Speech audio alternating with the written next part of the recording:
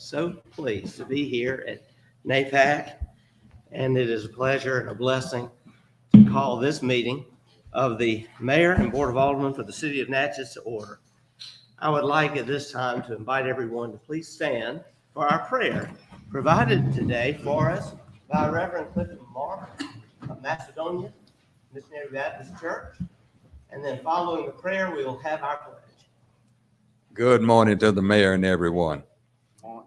Our Father, which art in heaven, hallowed be thy name. Thy kingdom come, thy will be done on earth as it is already done in heaven. Father God, we, your children and your people, come this morning with thanksgiving and appreciation to you for blessings beyond measure. Now, Father, we especially thank you for this these city leaders, the mayor and board of aldermen, praise God. We ask in Jesus' name that you would bless them, grant them divine wisdom, knowledge, and understanding, that they'll be able to carry out business in a way for the city that is pleasing unto thee and helpful to the citizenry. We ask that you would bless this meeting this morning, that love, peace, and harmony may prevail. In Jesus' name we pray, and everybody said, amen. Amen. Amen. Thank you, Reverend Marlon. Let us now join together in our pledge. I pledge allegiance to the flag of the United States of America and to the republic for which it stands, one nation, under God, indivisible, with liberty and justice for all. Thank you. You may be seated. We will ask the clerk to administer the roll call.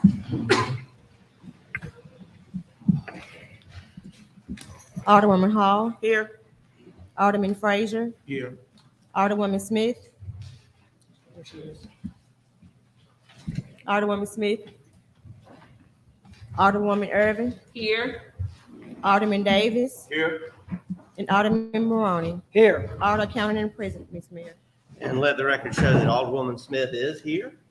And so not only do we have a quorum, but we also have a full board present. I want to say, first of all, a thank you to Mr. Bobby Dennis and to our friends here at NAPAC for hosting us for this third meeting in a row during the month of June that we've been able to have here. In testament of the city's appreciation for our African-American history and heritage and culture here in our city, it is such a pleasure to be able to kick off this week of Juneteenth here as a group meeting at this great museum. And we will hear from Mr. Dennis soon. He will provide an update on NAPAC. At this time, we will follow the agenda. We do have some minutes to approve. We'll do that quickly.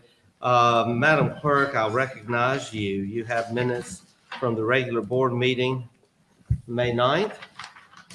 Yes, we're asking for approval for the regular board meeting, May 9th, 2023, pending attorney's approval. What is the pleasure of the board? Second. Motion made by Alderwoman Smith and seconded by Alderwoman Hall. Any discussion? We'll call for the question. Question's been called. Anyone opposed to the call? Hearing none, we'll proceed with a vote. All in favor of the motion indicate by saying aye. Aye. All opposed, nay. The ayes have it. Motion carries. Next item, Madam Clerk. Yes, motion to approve the special call joint meeting held May 22nd, 2023, pending attorney's approval. Second. Motion made by Alderwoman Smith, seconded by Alderman Davis. Discussion? Yes, sir. There's some Yes, errors. Alderwoman Irving, you're Thank you, Ms. recognized. Smith. There's some errors. So could they proofread it, Mr. Attorney? Can you prove there's some errors? And that's all that I have, Mr. Mayor. Oh, there he is. We need to make sure that we identify the alderperson making the motion in the meetings for executive session. Mhm. If you would, Madam Clerk, make sure we clarify the name of the alderperson making that motion. Okay. That being a non-consequential change, I will call for the question. Any opposed to the question? We'll proceed to a vote. All in favor of the motion indicate by saying aye. Aye. All opposed, nay. Ayes have it. Motion carries. Next item. Yes, X for approval for the special call meeting held May 31st, 2023, pending attorney's approval. Second. Motion made by Alderwoman Smith and seconded by Alderman Maroney. Thanks. Alderman Davis, it's happening all over again. I get these two guys on the end. Alderman Davis, we recognize you for the second. We will have discussion. Call for the question. We will then, anyone opposed to the call, we will proceed to a vote. All in favor of the motion indicate by saying aye. Aye. All opposed, nay. The ayes have it. Motion carries. Thank you, Mr. Mayor. Right, thank you. We do have a visitor here who is asked to address the board, Mr. Foy, gentleman that I met a year ago, I think. I'm looking for him now as Mr. Foy. There he is. And we're going to recognize him now. Mr. Foy is from Arkansas. I'm sorry, Monterey, Louisiana, just one state south. And he is a friend to Mrs. Nora Cole, our former director of Parks and Recreation. Had the pleasure of meeting you just a year ago. And Mr. Foy, it's a pleasure to have you. We recognize you for 5 minutes. All right. How everybody doing? My name is Haywood Foy. I'm from Monroe, Louisiana. I am the CEO of Divine Brothers Association. I started back home in Monroe. There was a big increase in violence that in my community, and I came up with this thing called the Stop the Violence Bike Ride Outreach Day. And basically, being friends with Sonora, I kind of just always just passed through Natchez. But once Sonora started working down here, I started to come down here and see all these wonderful things here in this community. And she also kept me updated with the violence that went on down here in this area. So we have been planning and just talking about doing the Stop the Violence Bike Ride Outreach Day here. And we just felt like the time is right now. So we spoke. We had kind of put a group together to talk about the routes and different things of that sort. And I just come to y'all to ask for the city of Natchez to, sponsor with $1,200 that goes toward the transport of the bikes that I have, my staff, and the Blurry Vision thing that's going to bring to try to get people to come out and be a part of this awesome event. Mental health awareness, vendors, all different things, so we can bring the community together to kind of show the youth and to show the people that in this community that we care about the violence. Mr. Foy, we are excited and thank you for offering this. I know we spoke of this a year ago. Yes, sir. When I met you.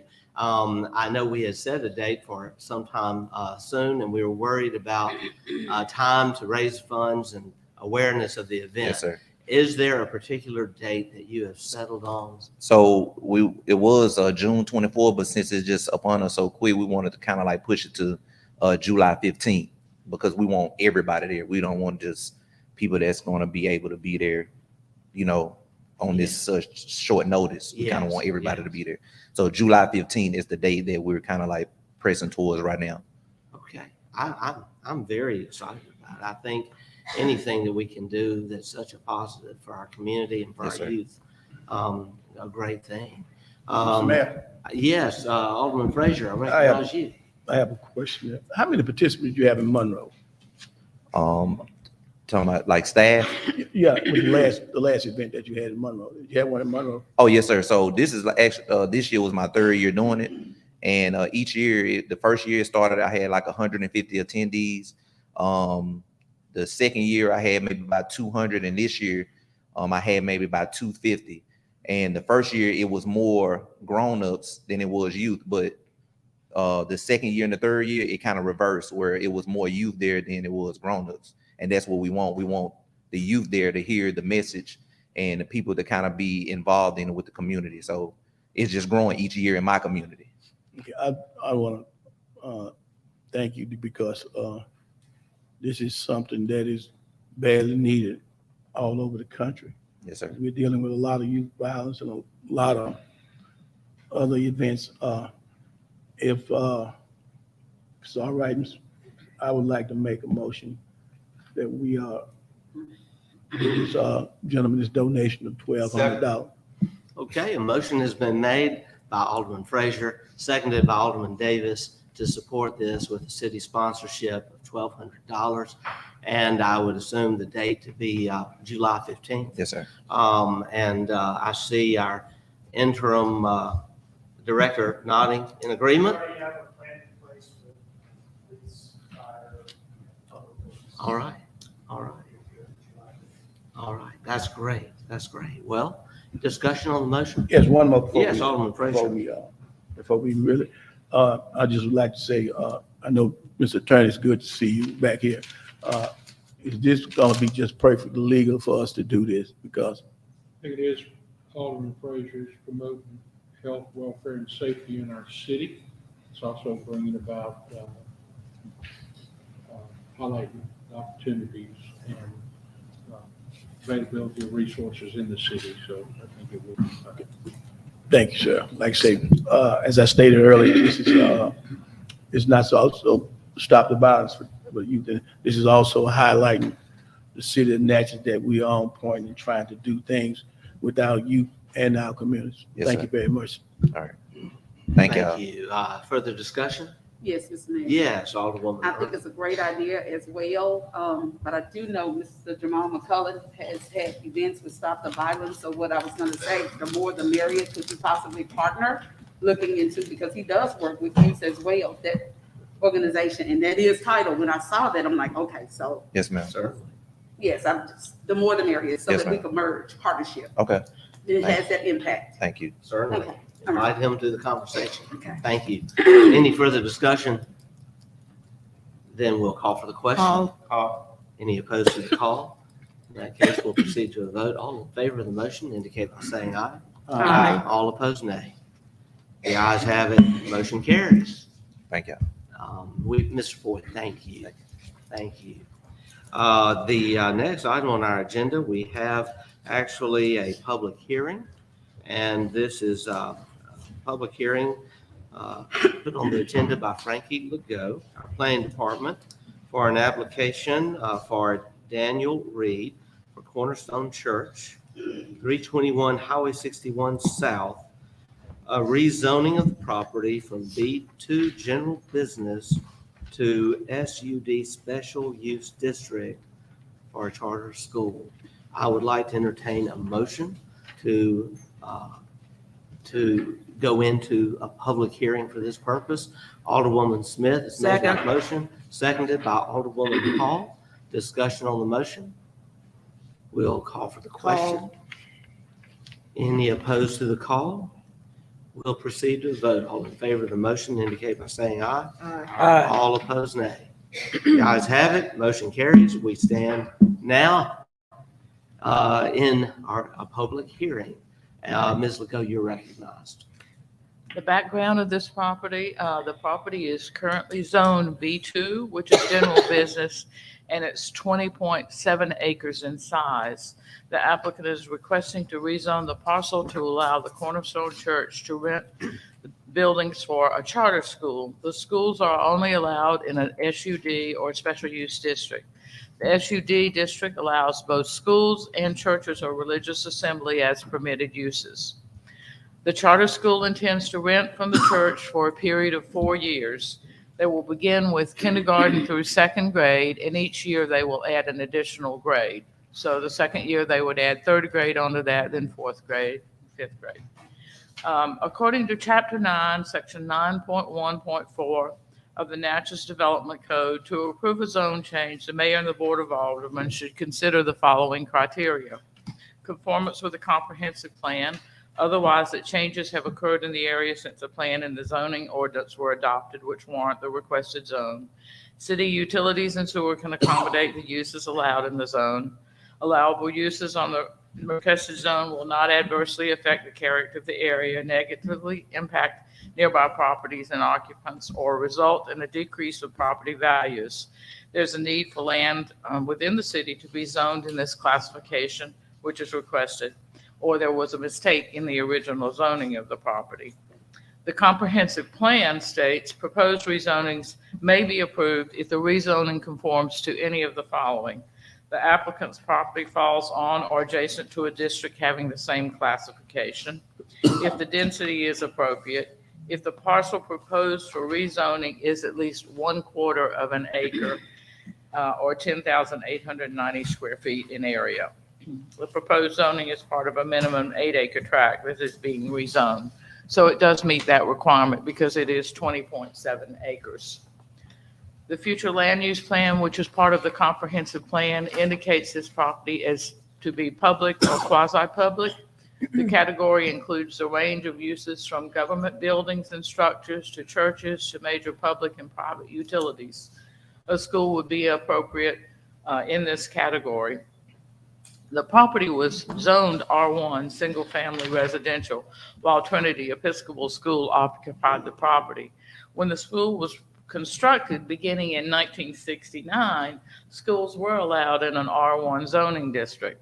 The school closed at the end of 2018 spring term, and the owners of the school requested a rezoning of the property in hopes of attracting a buyer for the property. The owners requested a commercial zone as the most viable option to sell the property.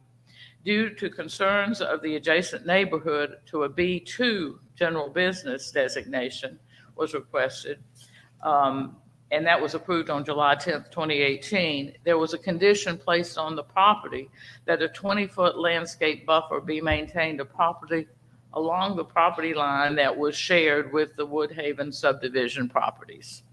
The development code states that the purpose of a special use district is to permit specific types of land uses which do not fit compatibly into other zoning districts because of their size, unique characteristics, or institutional nature. The development code allows schools and churches and a number of other public and civic uses permitted by right in the special use district. There is sufficient parking off-street available on the property, and the sufficient areas available for student drop-off and to pick up, as well as bus drop-off. The Planning Commission voted to recommend approval at their May 11th, 2023 meeting, and staff also recommends approval. All right. Thank you, Ms. Legault, for that great, very thorough presentation. This being a public hearing, it is for that purpose. We do welcome anyone who would like to provide a public comment. We do limit those comments to 3 minutes each. We ask you to identify yourself, your address also. Do we have anyone who wishes to? Yes, sir.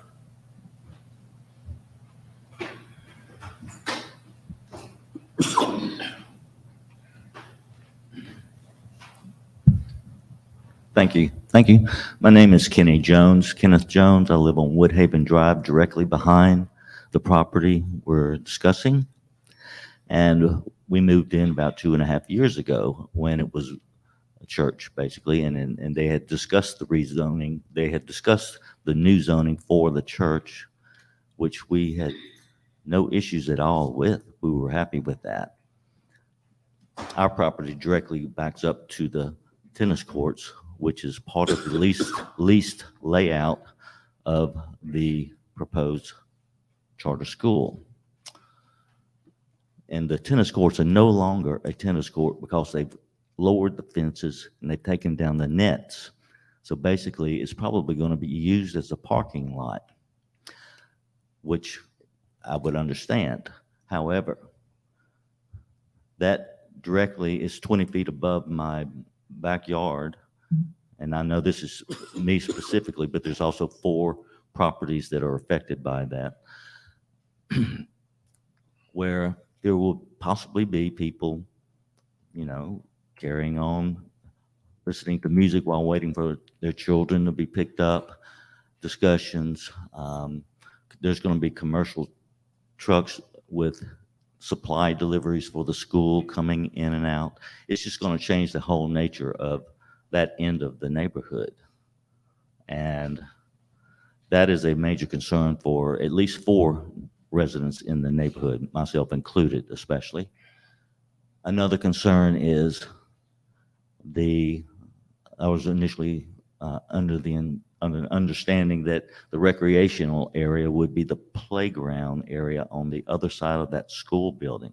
However, I read the lease agreement, and it says namely the tennis courts and the playground. Another point of concern, what if the school decides it's not going to need that location anymore? What can the church do now that it's going to be rezoned? What else can it turn into? Also, what if the church decides to sell and it's now rezoned? What will happen to the property? Where are our rights on this? We don't understand. All right, Mr. Jones, very good comments. Thank you. Alderwoman Smith? I do want to address one of the things that, and I've talked with Frankie at length and a couple of the neighbors as well in there in Ward 3, but I want to make my motion contingent upon that it is strictly school and or church. So that would limit that motion, that special use.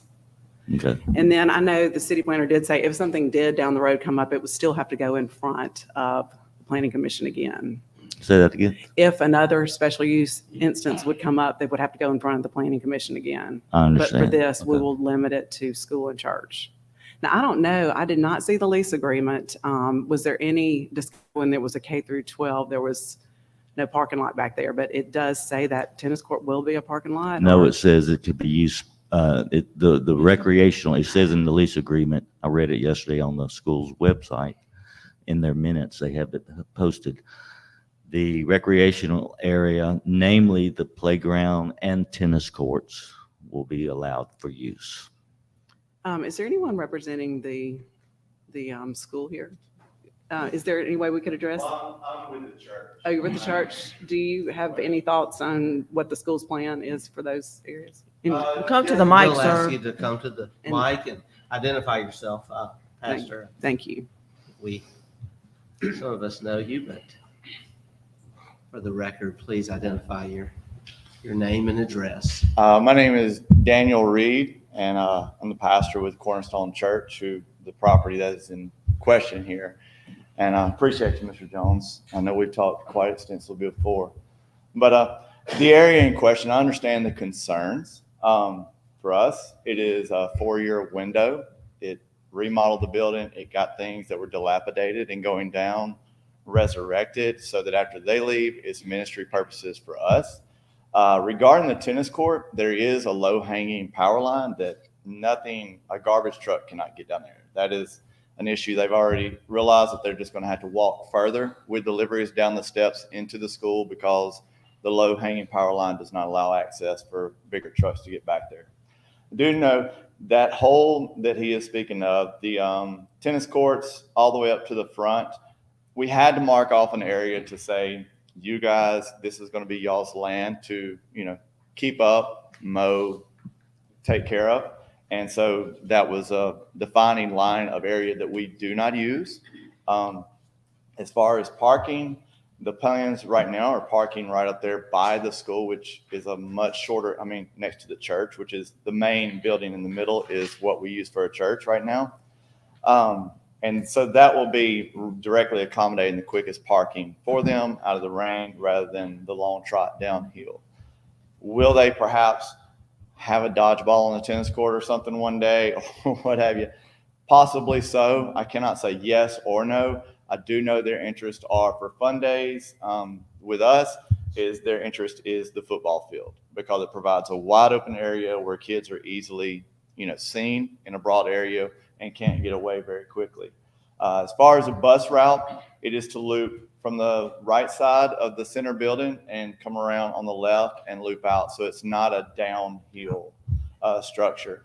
And the land on the side of the houses is a downward slope, which means also it's not, as far as the playground, it's not a usable area. The front, which used to be part of Trinity, the playground area up front is their intended use of a playground fenced area, as it may go. Mr. Mayor. Yes. I do clear? want to add, just to help you, Mr. Jones, be a little less weary. My kids went to Trinity there and there were tennis tournaments on those courts. There were activities all the time. And I don't know how long you've been there, but we never had complaints, from the neighbors then. And I feel like hopefully they'll be within reason. If there is some issue, I'm hopeful that we could sit down and talk about it. Amen. Yeah, Logically, we want but to be friends with the neighbors. Absolutely. We want to be a blessing all the way around. All right, thank you, Mr. Mayor. Yes, Alderman Frazier, and then Mr. Jones, we'll recognize you again. I'm concerned about the whole property, like say, football field and everything, because I know that the school is from, I just want to let everyone know, it's been, like say, it was Trinity night, the church night, correct? Yes, sir. So you want to rezone it back to a school? That's correct? No. Back to a charter school? It is SUD, a special use district, as I understand it, which a church and a lot of other things that I do not understand were listed. But a church and a school can simultaneously use the same property. And so it is for a window. What they do after 4 years, we want the building back. So I don't know. But it's a 4-year window for a school to be approved on the property. Okay, is it possible, if say, you can work with this gentleman here, that you can have a buffer zone or something, a fence or something to, kind of like say, making sound or drown out? I would be willing to receive counsel on that. There is a chain link fence divider. There is growth of vegetation. The tennis courts is the greatest barricaded area with large bamboo and shrubbery. Now, I understand. I live next to a school as well in Vidalia, but I would be willing to receive counsel on that for what is feasibly possible.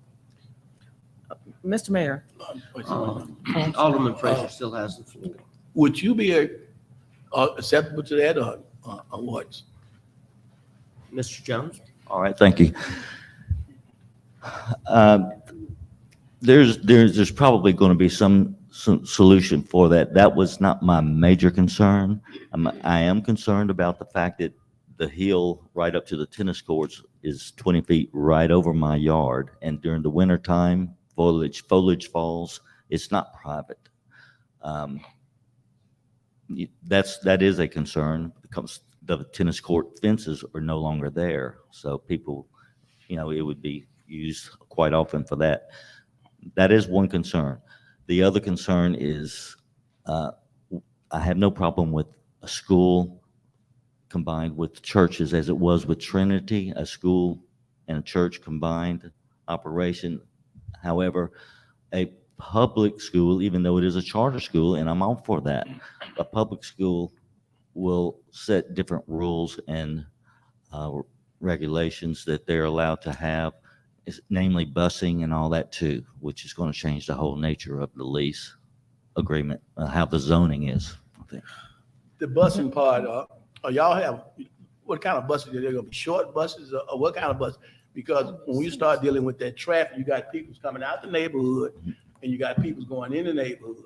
Yeah, right. People's going to school, so that probably going to end up being a problem too. Yeah, traffic will be a problem too because rush hour going to work 7:30 to 8 o'clock in the morning. A lot of people leave at that time or come home at that time, and you're crossing a 4-lane highway. That could be an issue. And many of my neighbors that even don't live right behind the school, further down, they have all discussed problems with the traffic. They're concerned about that, so that is another issue. That is that is going to be one of the major issues because we're dealing with a state highway that merging onto a state highway. That always been a problem out there at Trinity School. From my years of experience dealing with, we always at one time we had to place a school guard out there to direct traffic on the highway.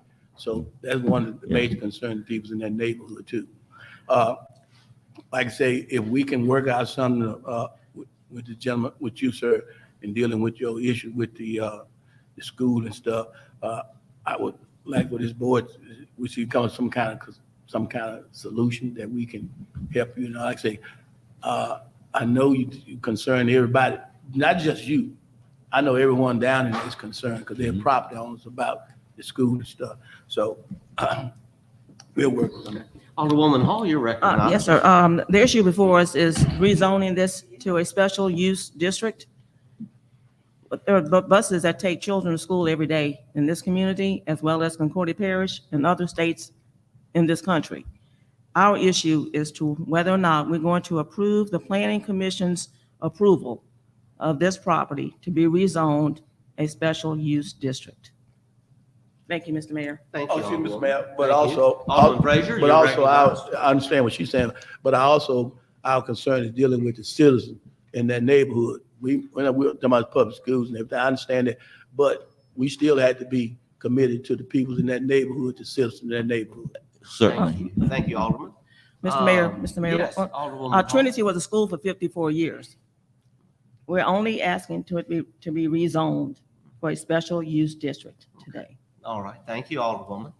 Alderwoman Smith, you're And I recognized. do want to add, just to say that I feel like you're safer in the long run this being special use than a B2. I think it's the best.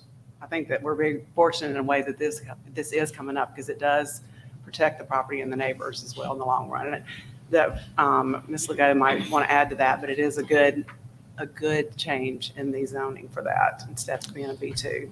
Okay, well, I hope that's true. And I'm all for good schooling, especially in this whole community. Thank you. My concern is, what if the school fails? What happens to the property then? Can it become something different I if know it's already mine. rezoned? My understanding is the church wants, they feel like they only gave them a 4-year lease, correct? Because they feel like they're growing and in this time, they've got some wonderful. And I things hope can be that's done true. there, And Yeah. it will be a beginning for a new great charter school that will move to somewhere bigger, I'm sure, down the road.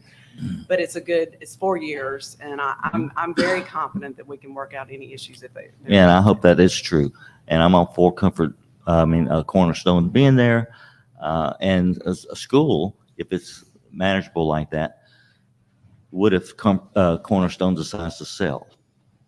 What if the school fails That's or why, well, down the The road? contingency I've got on there that I'm putting on my motion will be school and church. Yeah, So, okay. And the lease states that the tenant has the option to renew that lease after 2 years. And it doesn't say how many times that option will come up down the road. So it does say 2 years, 2 + 2 = 4, but what about after 2 years? We don't. Thank Thank you. We are open to further public comments. We are in a public hearing. We cannot make any motions during this public hearing. It's just a time to hear from the public. Do we have any other public comment? All right. Hearing none, I will then ask for a motion to adjourn the public hearing. Second. Alderman Davis has made the motion. Alderwoman Smith, second. Any discussion? We'll have a call for the question. Call. Anyone opposed to the call?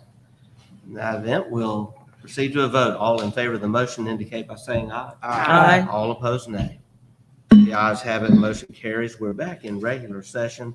At this time, Alderwoman Smith. Yes, Mr. Mayor, I I'd will like- recognize you. Thank you very much. I'd like to move to approve application PC 23-15 to rezone the property to SUD Special Use District for the church and charter school with the contingency is limited to church and/or charter school. Second. And/or school, excuse me. All right, motion has been made by Alderwoman Smith, seconded by Second. Alderwoman Hall.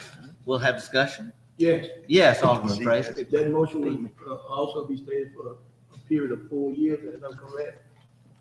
The charter We school? can't do that. Yeah. Yes, 4 years. Is that? But that's No. not. That's not the motion. That is not the motion. I think that's the lease. We can't. Ms. Legault, No. could you speak to that question, I'm just please? asking you to put that in. Alderman Fraser's asked a question.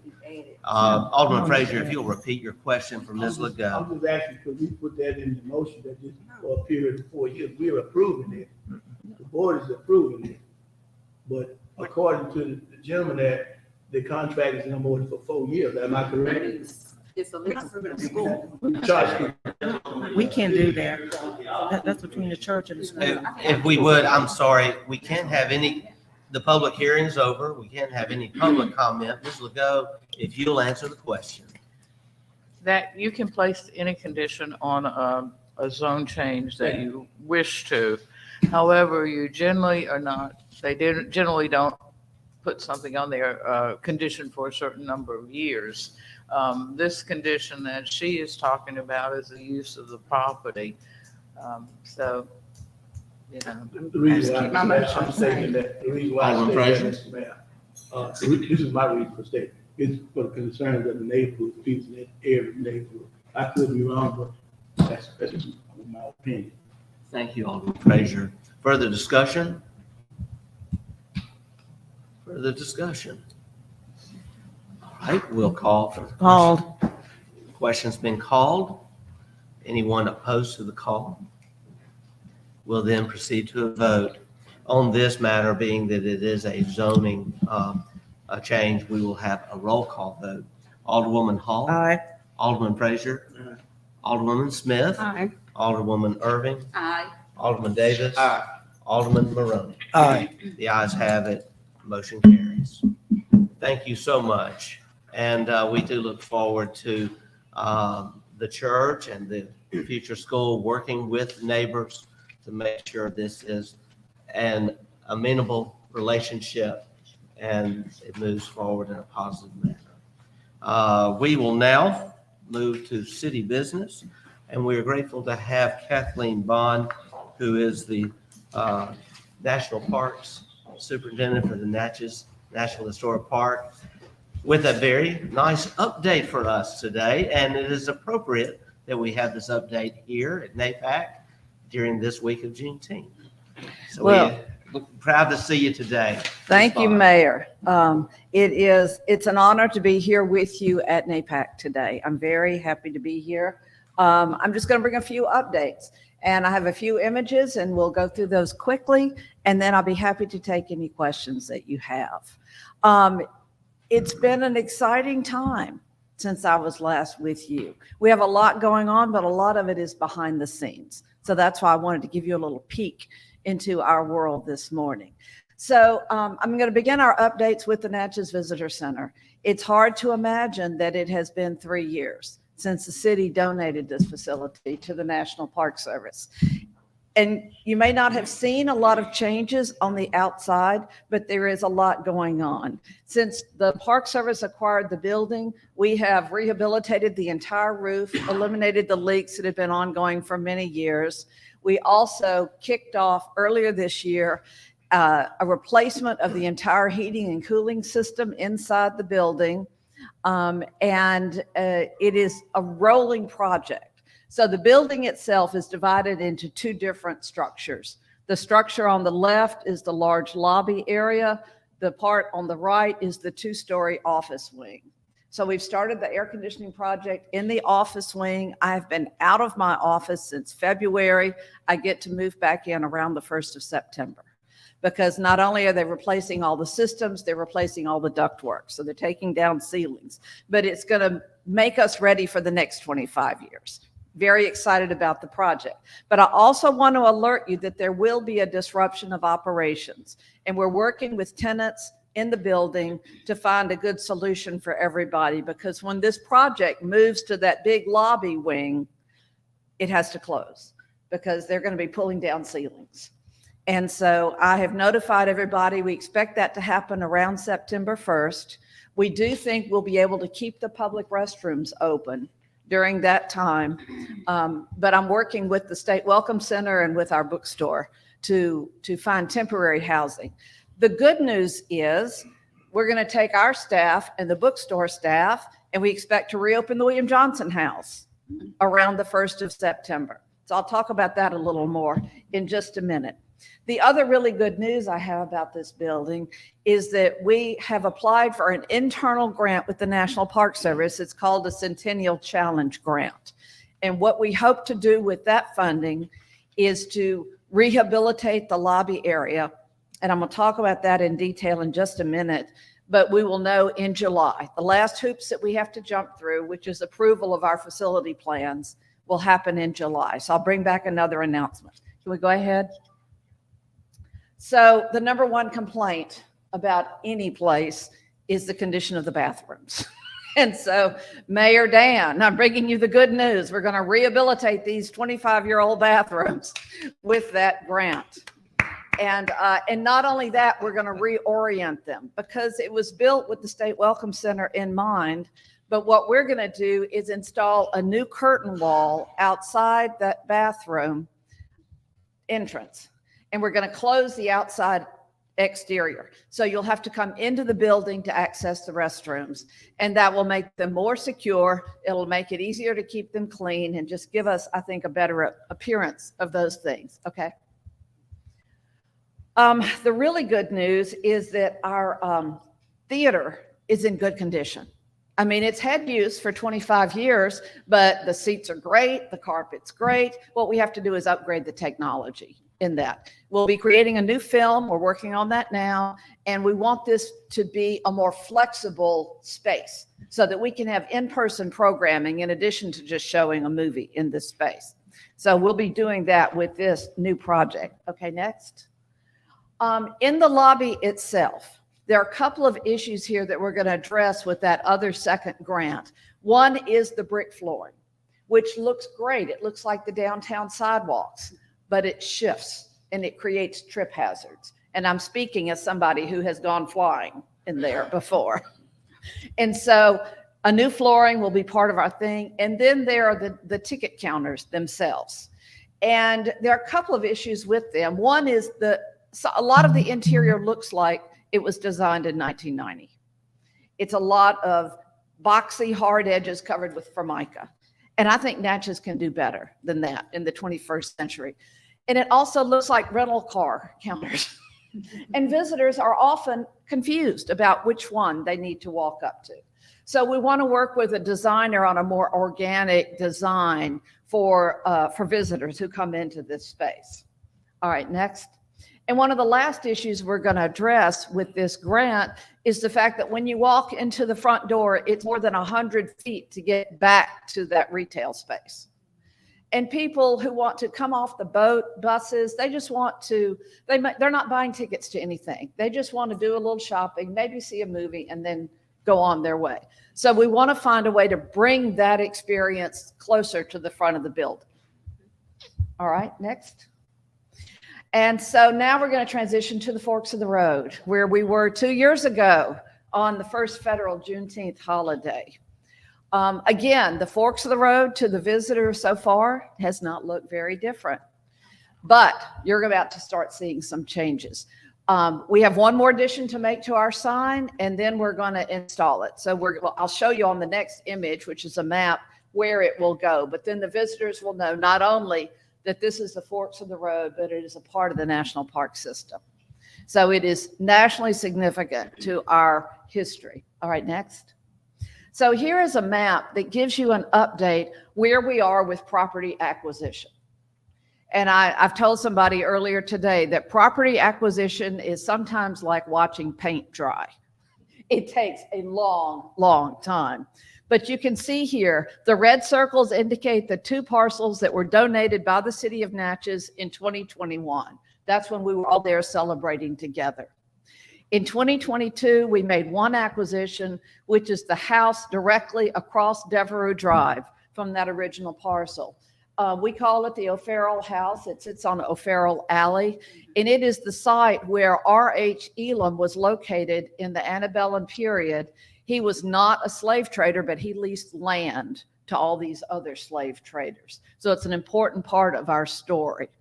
In 2023, we have been able to acquire 2 parcels so far, and they are on either side of that house. One is the road that goes back to the radio station, which is a private road. It's not a public street. And then the other is just a wooded area as you go further down Devereux Drive. And, we have an 18-acre district, and we're authorized to acquire land within that district. But the legislation is very specific that it has to be from willing sellers. And we can only pay an appraised market value. And so they're very delicate negotiations that go on with all the landowners in this area. And the 2 entities that are spearheading that for us are the Trust for Public Lands and the National Park Foundation. So the Trust for Public Lands has actually been having the personal contact with the landowners. They're a wonderful partner. They've been a little distracted in the last few months because they've been working with the Medgar and Murley Evers home as well. And now this week, they're celebrating the grand opening of some of their infrastructure up there. So I hope that we get their undivided attention back again. And I'm not going to make a lot of announcements about what's happening in the bridge tract, which is circular with green there. I've been working with the mayor and others on what is the best path forward with this piece. And with what the mayor's been working on, it may be that to have it stay in city ownership a little bit longer, which makes it eligible for other federal funding, may be the best path. So we're working on that together. And thank you, Mayor Dan, for including that in your city plans. You see the red star there? That's where the new sign is going to be installed, because that way you can see it if you're coming out Devereaux or coming up Liberty Road. That corner will identify what that site is. Okay, next. We're going to do some upgrades on the exhibits that are there right now. And so what we call the bus stop kiosk is in really good condition. So we're just going to be upgrading the panels that are on that particular piece.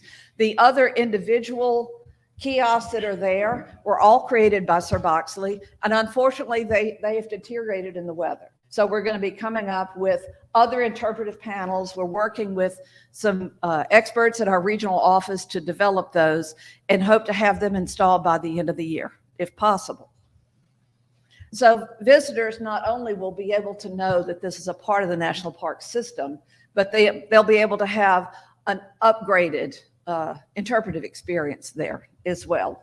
And we're hiring new interpreters, and so I hope we're soon able to start more programming on site at the area. Next. The last thing I want to touch on is the William Johnson House, which people have a lot of questions about because it has been closed for 3 years, it started with COVID, and then it sort of snowballed from there. We had a staffing shortage, and the back porches are in extreme disrepair. And unfortunately, the way the building is designed, you have to go outside on the back porch to go upstairs. So what we will reopen on the 1st of September is just the first floor. While we've been working since 1919, actually, on the construction drawings to rebuild the back porches on these facilities. And so we're hoping as soon as we get funding, then we'll move forward with that construction. But the last thing I'm going to talk about is some accessibility improvements, because one of the things that's very important for the National Park Service sites in Natchez is that we be accessible for all Americans. And at the William Johnson House, that has meant a lift on the back porch. And that lift was a tube that would take you straight up, and it was not a pleasant experience. So what will happen in our new construction, it's sort of a snowball effect. Like, we didn't know what blessings that visitor center would bring to us, but what it's going to enable us to do is consolidate staff that have been scattered around the park, some out at Melrose, some at William Johnson. They're all going to be able to come to the visitor center, be in modern offices, then we can open up more of the historic structures for the visitors. And so what that will enable us to do at the William Johnson House is move the elevator inside. So when you come in that visitor center, there'll be an elevator and you can take it straight upstairs, and we'll have new exhibits in the upstairs portions. So we're very excited about that. In our last slide. The other thing it will enable us to do is, when you see the front of the William Johnson House, there's a whiteboard fence and there's a gate. And we've never really let people go through the gate to the kitchen building behind. And the kitchen building is not contemporaneous. It was built by William Johnson's children in the 1890s. So we get to tell a different story back there. We get to talk about his daughters who were teachers in the Reconstruction era schools. We get to talk about his sons, his grandson who was a doctor in Natchez in the contemporaneous with Dr. Banks. And so what we are doing is devising an accessible path for people to come in off the street and access that kitchen building in the back. And so we hope that be able to move forward with that next year, as soon as we finish the construction drawings. I got to approve them by the end of the week. And that's the end of my presentation. Do y'all have any questions? I got one Yes, sir. Alderman Frazier? question that I have. Is, are y'all still going to accommodate all these? Probably not. Okay. The Park Service usually avoids any kind of business enterprise that a private business can handle. That's why we don't do weddings at Melrose. There are plenty of houses that can do weddings.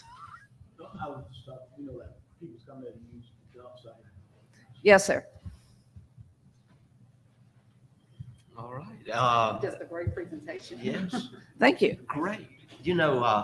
We're so grateful for you and for the staff and Park Service. We're also very grateful to Mr. Boxley and his vision that Forks of the Road, it would not exist had it not been for his vision. And we're just grateful for the progress. We're also, I want to say, grateful to our federal partners and to our congressmen, both Congressman Thompson and before him, Michael Guest, and both of our senators who have made possible the funding for those land acquisitions. So we are definitely a team working together. A good future ahead. Absolutely. Thank you. Thank you. Thank you. Thank you, Ms. Bond. Thank you. By the way, I'm always trying to be mindful of people in the room, and I have a feeling that some of you are here because in my report, there is a discussion of security at local bars. So we're going to move that up in the discussion so you don't have to stay here all morning because I know everyone's on the schedule, but we are going to follow our city business at this time. Our agenda next on the agenda is Devin Heath, Executive Director of Visit Natchez. And Mr. Heath, we're going to recognize you. Looking around, there you are. We appreciate you so much and all the good things being done. Thank you for coming to our meeting today. Thank you all. Good afternoon, Mayor and Board of Aldermen. Hopefully you all received a report that I had shared last week at the end of last week. If you did not, please let me know. It's been a little bit of time since I've been here and appeared before you all, and thought it would be appropriate to give you all some updates as to how things are going and what we're doing. We are incredibly excited about the future opportunities in front of us. Tourism is returning and it's very, very strong, and we're very excited about that. As well, Visit Natchez, as well as our community partners such as the Downtown Natchez Alliance, are recipients of federal ARPA funds, and we're putting that to good use. This year, we will be spending more in outside marketing dollars than Visit Natchez has ever spent in our 50-year existence. So we're really excited about that. We're excited about the dividends that we know it's going to bring. We will also be, and I'll talk about this in a minute, we will also be spending more money in data intelligence so that we can make better decisions, better guided decisions. That is something that in the past we've relied on our state partners at Visit Mississippi and the state to provide. Unfortunately, they are not providing that data as robust as we need.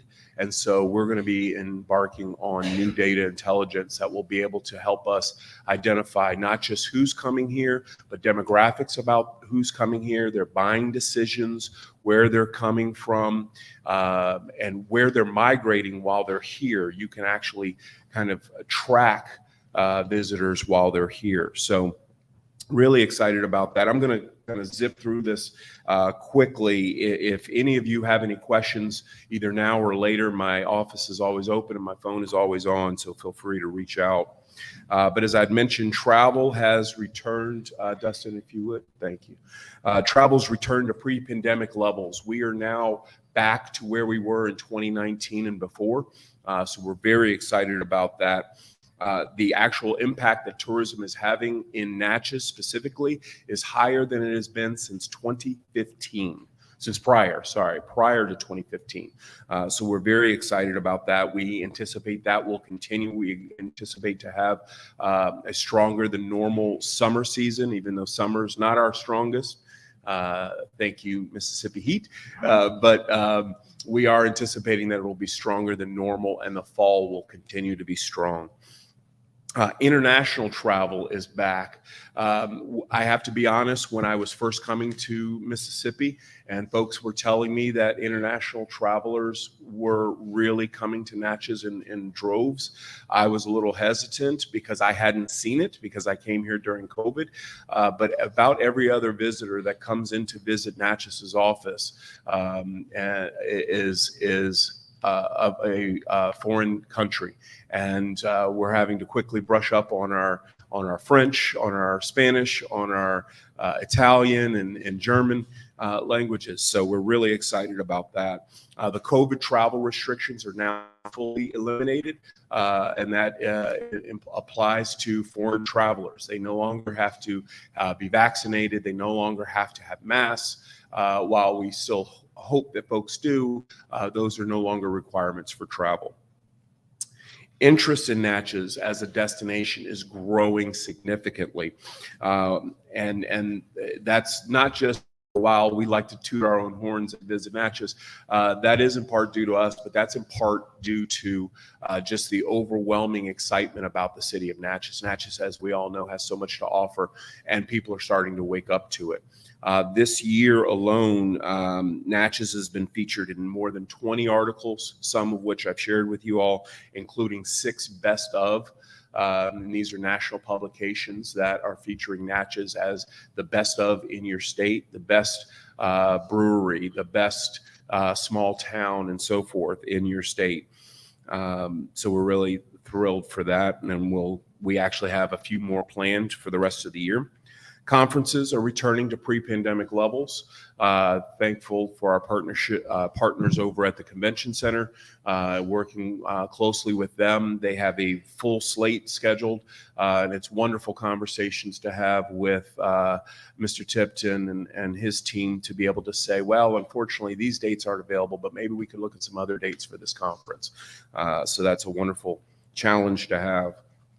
As I'd mentioned, we've received 3 rounds of ARPA funding. First round is exhausted.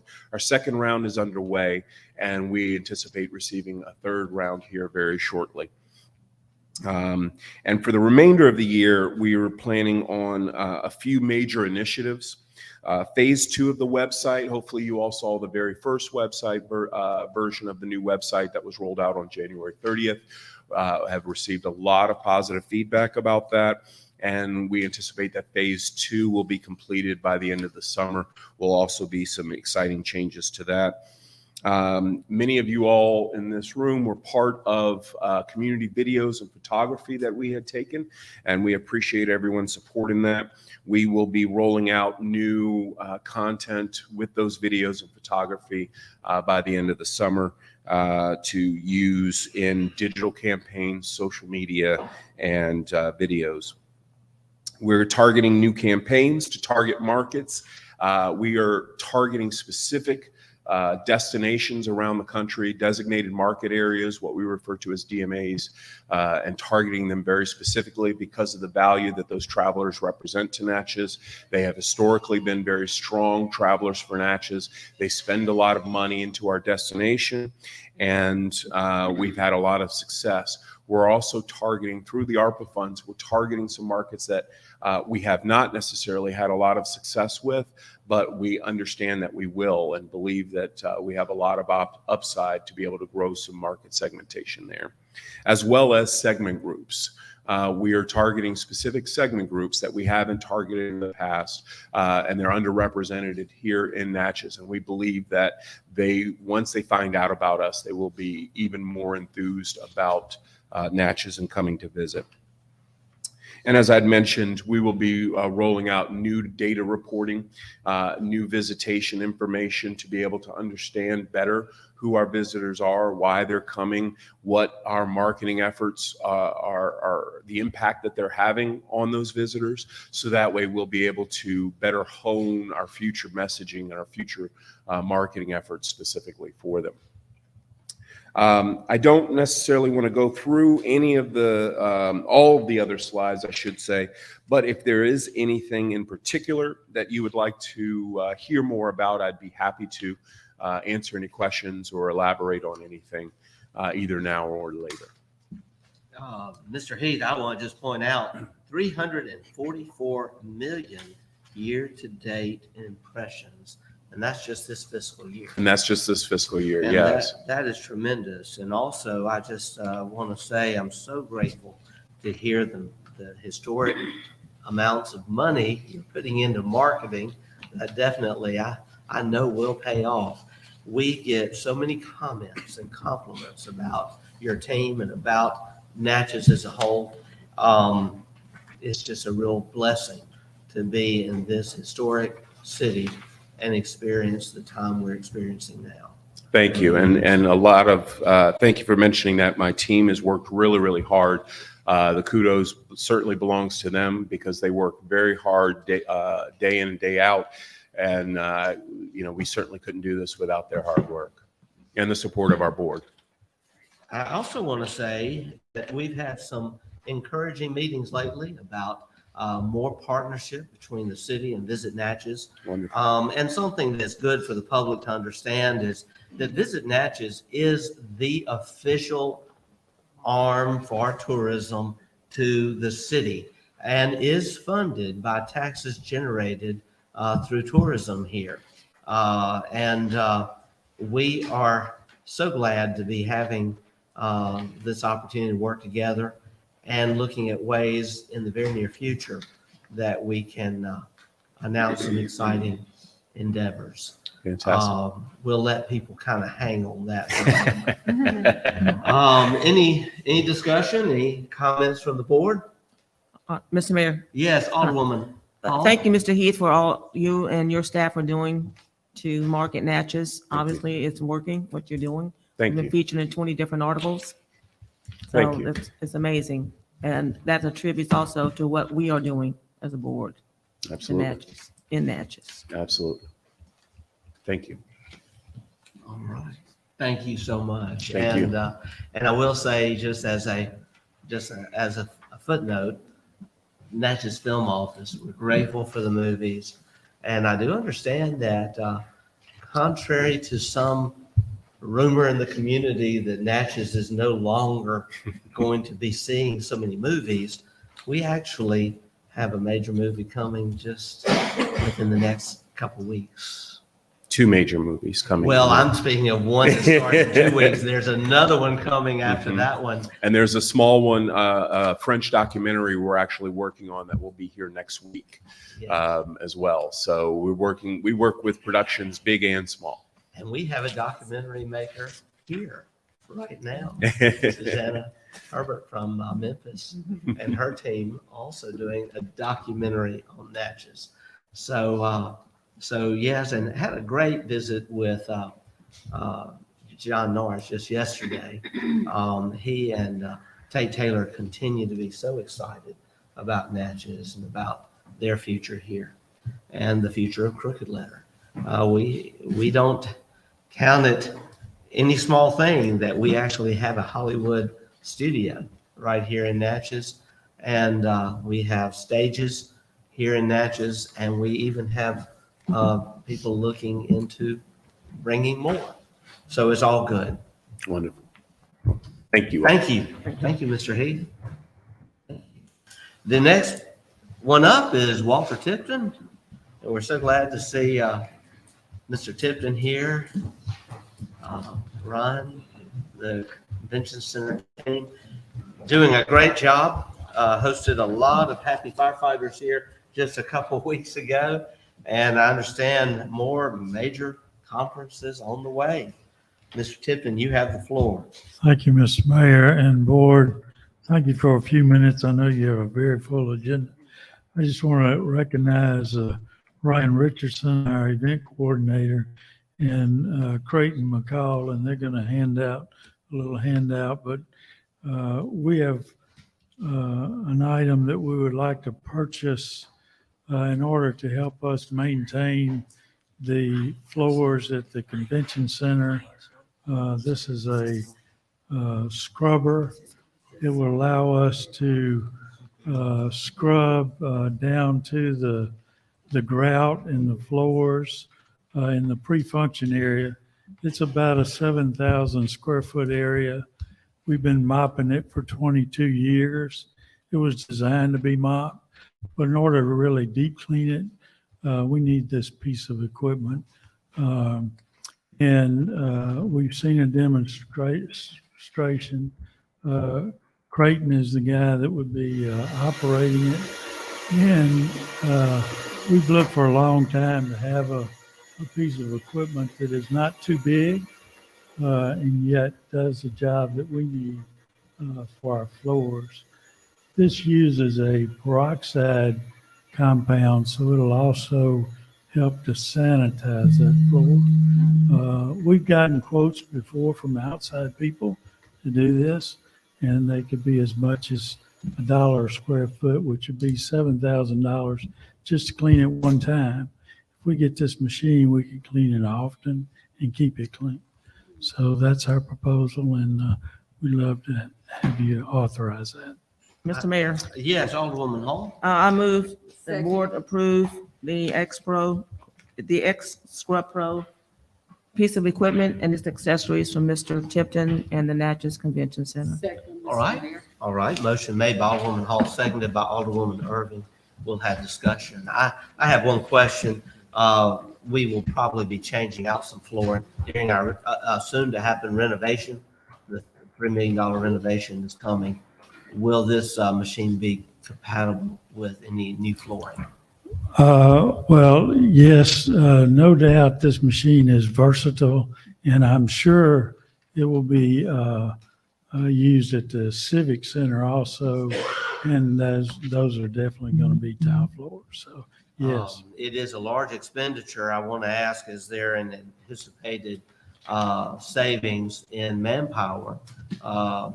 Will this provide a faster method of maintaining the floor? Absolutely. So this machine is far more efficient than mopping.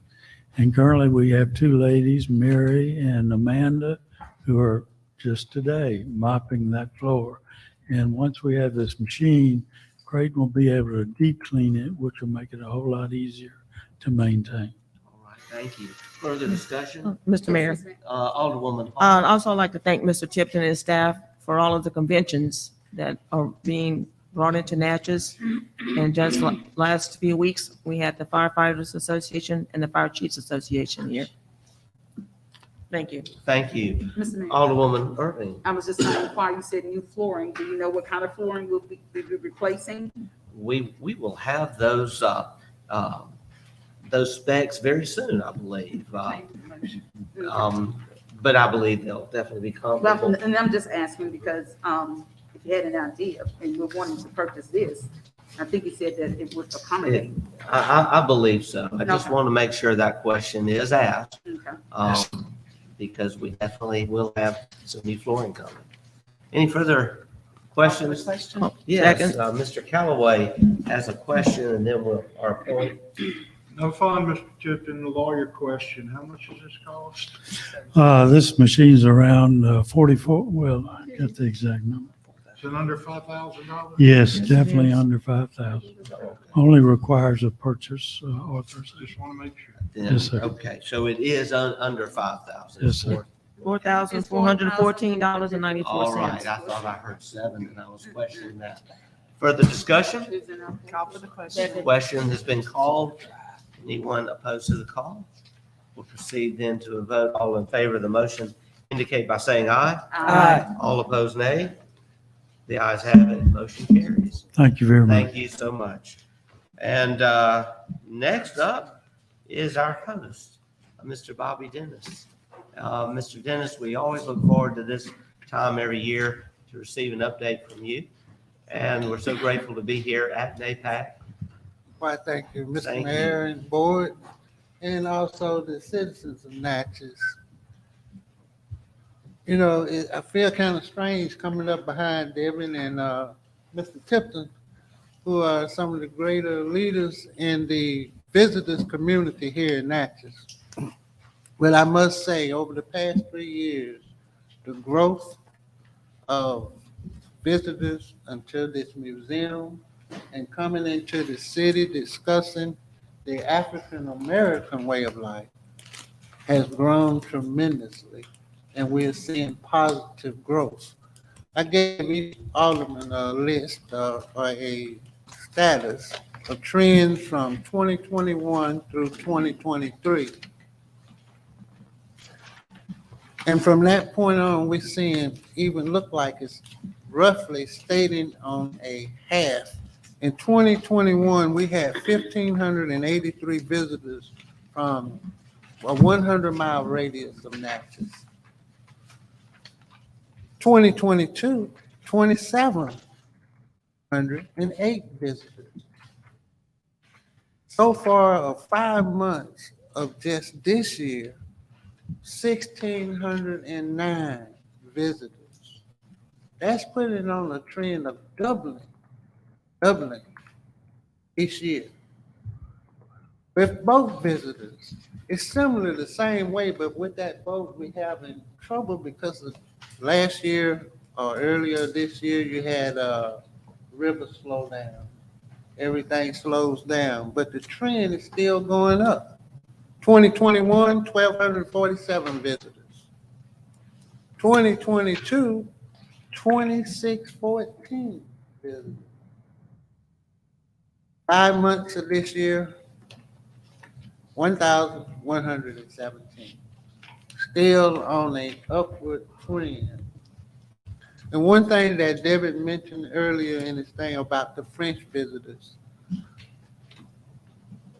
that number of French people coming into Natchez has baffled us. As a matter of fact, it made me actually have to update our welcoming video. I've had to translate that video into French. I've gotten 3 more requests to translate it into German and Spanish, which I hope to have done. I would say it'll be done in the next 2 months. But there is a positive trend, and especially for the African American community, because they are seeking to learn more of the people. And judging by that, we are getting a whole lot. Those 27 sites that we did and put out the brochures for, only have maybe 50 left, 50 brochures left. And tracking the trends of the, what you call the barcodes, and tracking those trends, each one of those houses are popping up an extra 200-300 times. That tells us somebody is paying attention and somebody is visiting these sites. To market the African American and his contributions we give to this community, we have to take it out of the back door and start looking at the contributions of people and stop looking at so much institutionalized stuff. And this is what's gathering these visitors' attention. I'm trying to keep a record so as we can understand how to improve the African American relationship and its relationship with tourism. So we can get the African American community more involved in tourism, because that story is what is being seeked out, and we are missing it. We're missing it. I thank the mayor and the board for giving us the support. I thank the community. I'm gonna tell you something else too, which I'm very proud of the Natchez business community. A lot of folks don't realize that they help us as well. Even the garden clubs have helped us as well, because our story is connected. We will not move forward without understanding the symbiotic relationship that we have through each other. And this is showing in the type of data we're going for. This is showing with the material in which we try to present and how we present it in the museum. There are facts and things that we want to do in the museum, but it costs money, funding. Our goals for next year is to establish one more kiosk for the room. We've already been working on digitalizing all the exhibits in the museum. We want to put them out there so people can gain access to them. Access to some of the records, old records that we found that will help them seek a little bit more knowledge about themselves. But these are things that we need help with, not only through city support, not only through their Visit Natchez support, but the community support, because this is what they are looking for. This is what the people do not understand, or never get the story of the relationships that we have built here. They do not understand the importance for us as a community to learn through relationships or how to communicate with each other. And this is baffling to them. They hear and see another. So I'm very proud of the Natchez community. And hopefully we, as a museum, continue to put forward the people of Natchez, the African American person, and let you or let our visitors see the difference between a person and the institution, because there is a difference. One thing we have never been able to tell the Natchez community or those people that visit the community, what was a man before he became enslaved? What talent did he bring with him? And these are the things we express. So thank y'all so much, and hopefully we continue to move forward to a better next year. Thank you.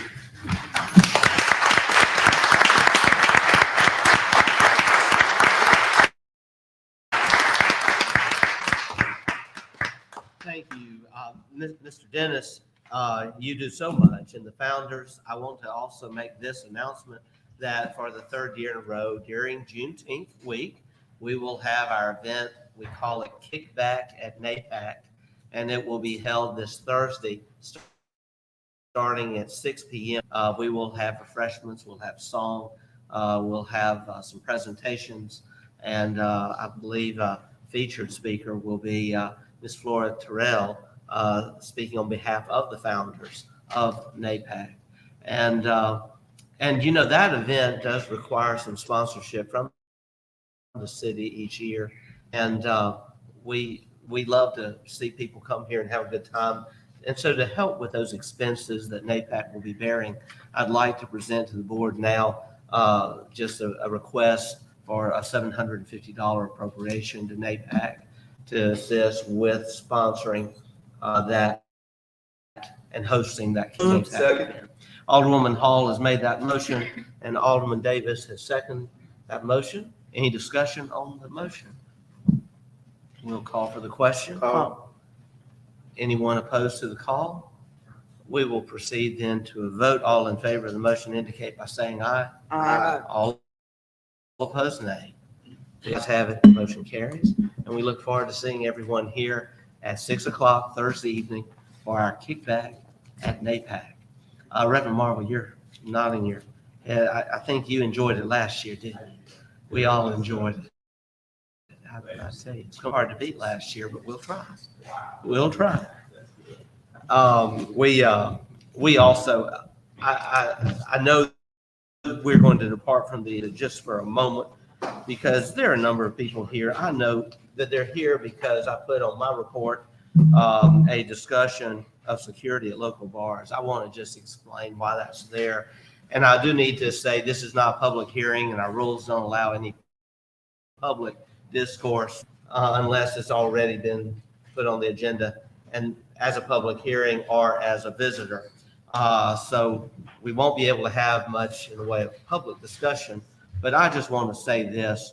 I'm very grateful to those hardworking business owners in our community who day in and day out greet thousands of people to Natchez who love to come to our local restaurants and also our local bars and establishments. And some of these bars have become famous and some maybe even infamous. I don't know if anyone in here has had a chance to watch it. Maybe some of you. It was featured at our Natchez Literary Cinema Celebration back in February. And it's the documentary on the saloon. And it is a great watch. If you haven't had a chance to watch it, just Google it on Amazon and get ready for an hour of really great entertainment and some tall tale telling. And also, I'm looking at Mr. Adolph, who's here now. I'm sorry, who Mr. Andre, who is here. I have another friend in the community, some of you may know as Adolph, and I'm always texting him. Mr. Andre, you get up extra early and you help us keep it clean down there, and you greet so many folks, and I love to tell them where great memories are, very few are remembered. So on behalf of the saloon, Mr. Andre, we're glad to see you here. We have had some incidents just recently. We unfortunately have people in the community who love to create a disturbance and put it out there on social media.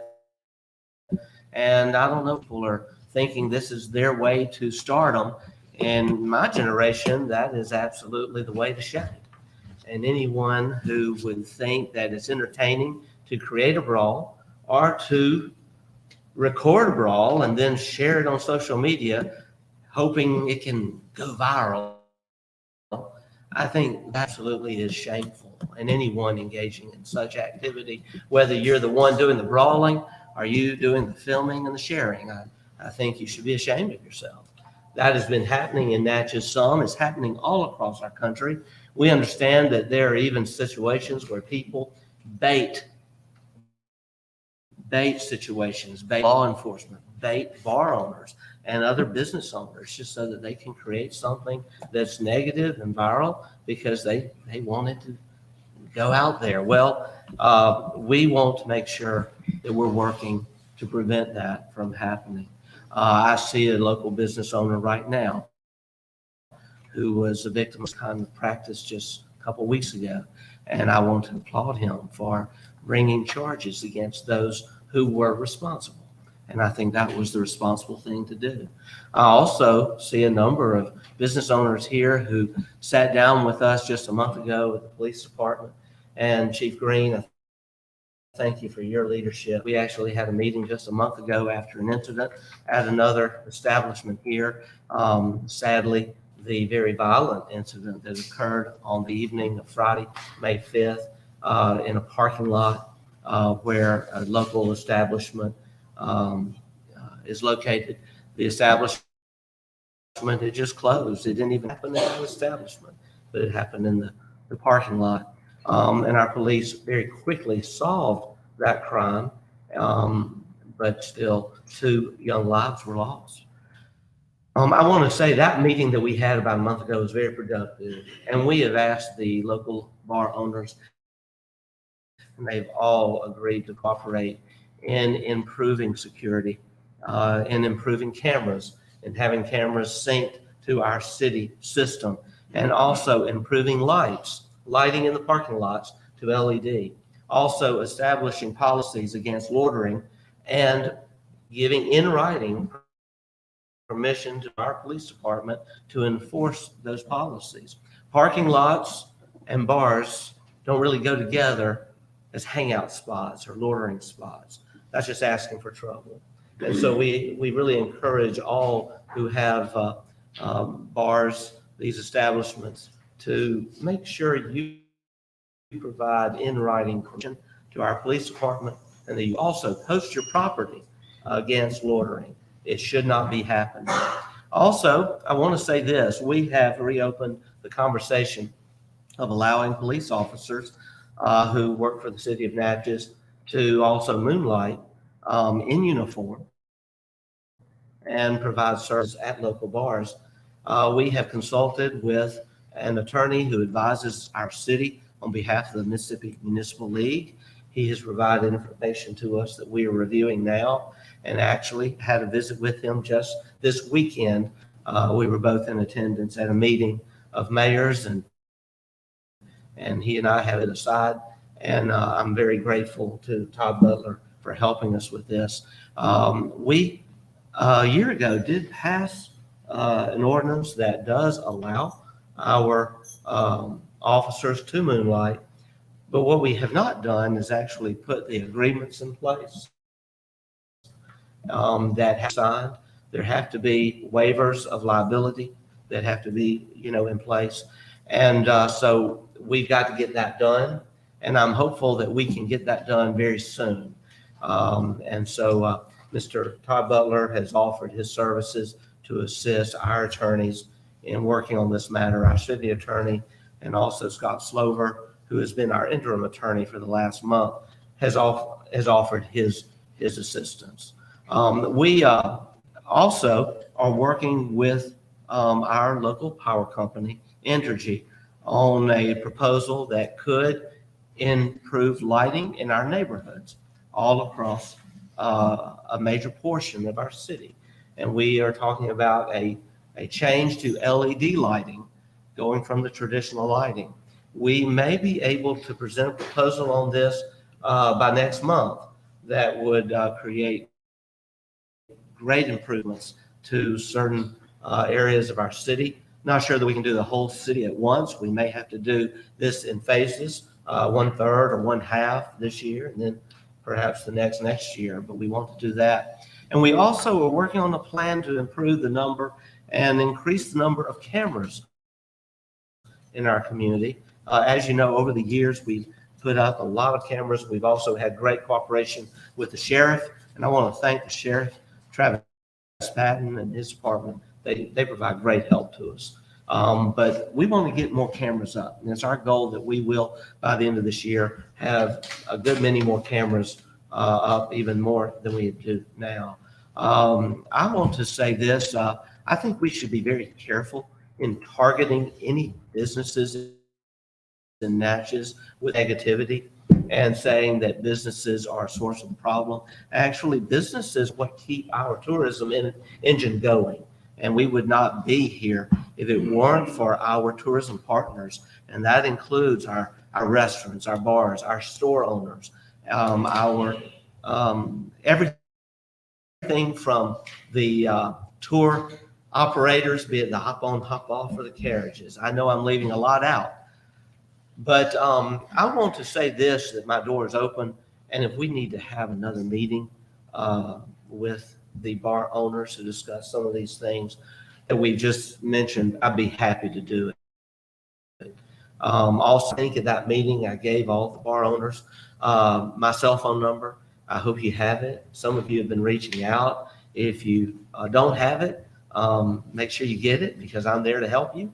I'm going to open this up. I know Alderman Smith has been extremely interested in this discussion. And Alderman Smith, do you have anything to add? Thank you, Mr. Mayor. Now, I feel like you covered everything pretty well. I know there's no ordinance or anything that can force right now the security be had. I don't think we have that correct in our ordinances. We actually are grateful that all of our bar owners do employ security. Yeah. But we would like to, in making our police officers available, require there has to be a certain number of officers per crowd. Yeah, per crowd. But no, I think you touched on all the bases, all the things of concern. If we can just have them work with us as much as you can, and then when they do close down, make sure that loitering doesn't happen. Call the police if you need to. If you see that there's an issue with that, people need to go when it closes. Yes. It's time. We also want to mention this. We know that there are businesses in our community being targeted with fake IDs.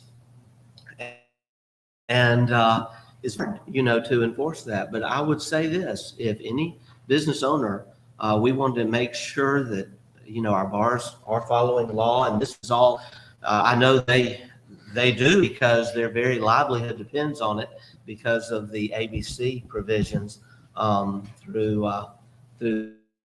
the state of Mississippi. We want to just make sure you work with our law enforcement. If you encounter anyone using a fake ID, please report it immediately, and we will follow that through, and we will prosecute to the fullest extent of the law.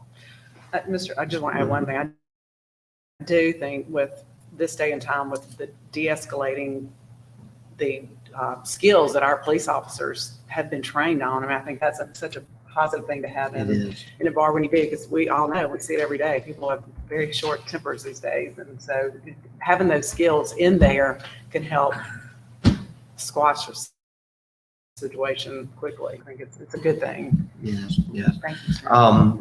At this time, though, I would like to entertain a motion, Alderwoman Smith, I'll entertain a motion from you that would instruct our attorneys to craft that agreement that needs to be available to our police department and our police officers in working with local bars for purposes of security. And Just real quickly. and then present it to this board at a future meeting. Okay, just because I do think it's covered under our code. I But don't think there's a motion, Mayor. You don't think we must? I think we already had it in place. I don't think. I was talking. Yes, I haven't recognized you yet, Alderman Just Frazier. quickly, I don't I'm going to think- recognize the city attorney if he would answer to that. If we don't need a motion, I mean, it's part of the ordinance. It's just one of the company documents, so we'll get it done. Okay, all right, great. Alderman Frazier, did you have anything more? to Yes, add? Mr. Mayor, I got Yes, a sir. lot to say. I understand, I like all the bargains, I like to commend y'all what y'all doing, and trying to keep people safe. I know y'all doing the best you can with what you got, but in this day and age, we're different type of group of people, these young people now, they don't have no respect for the law, nobody else, that's on themselves.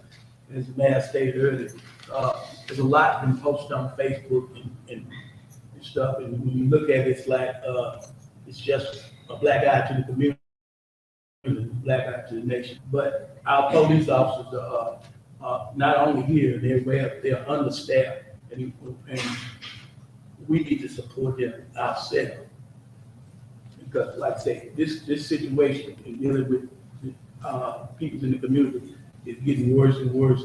Like I say, it's not naturally everywhere else.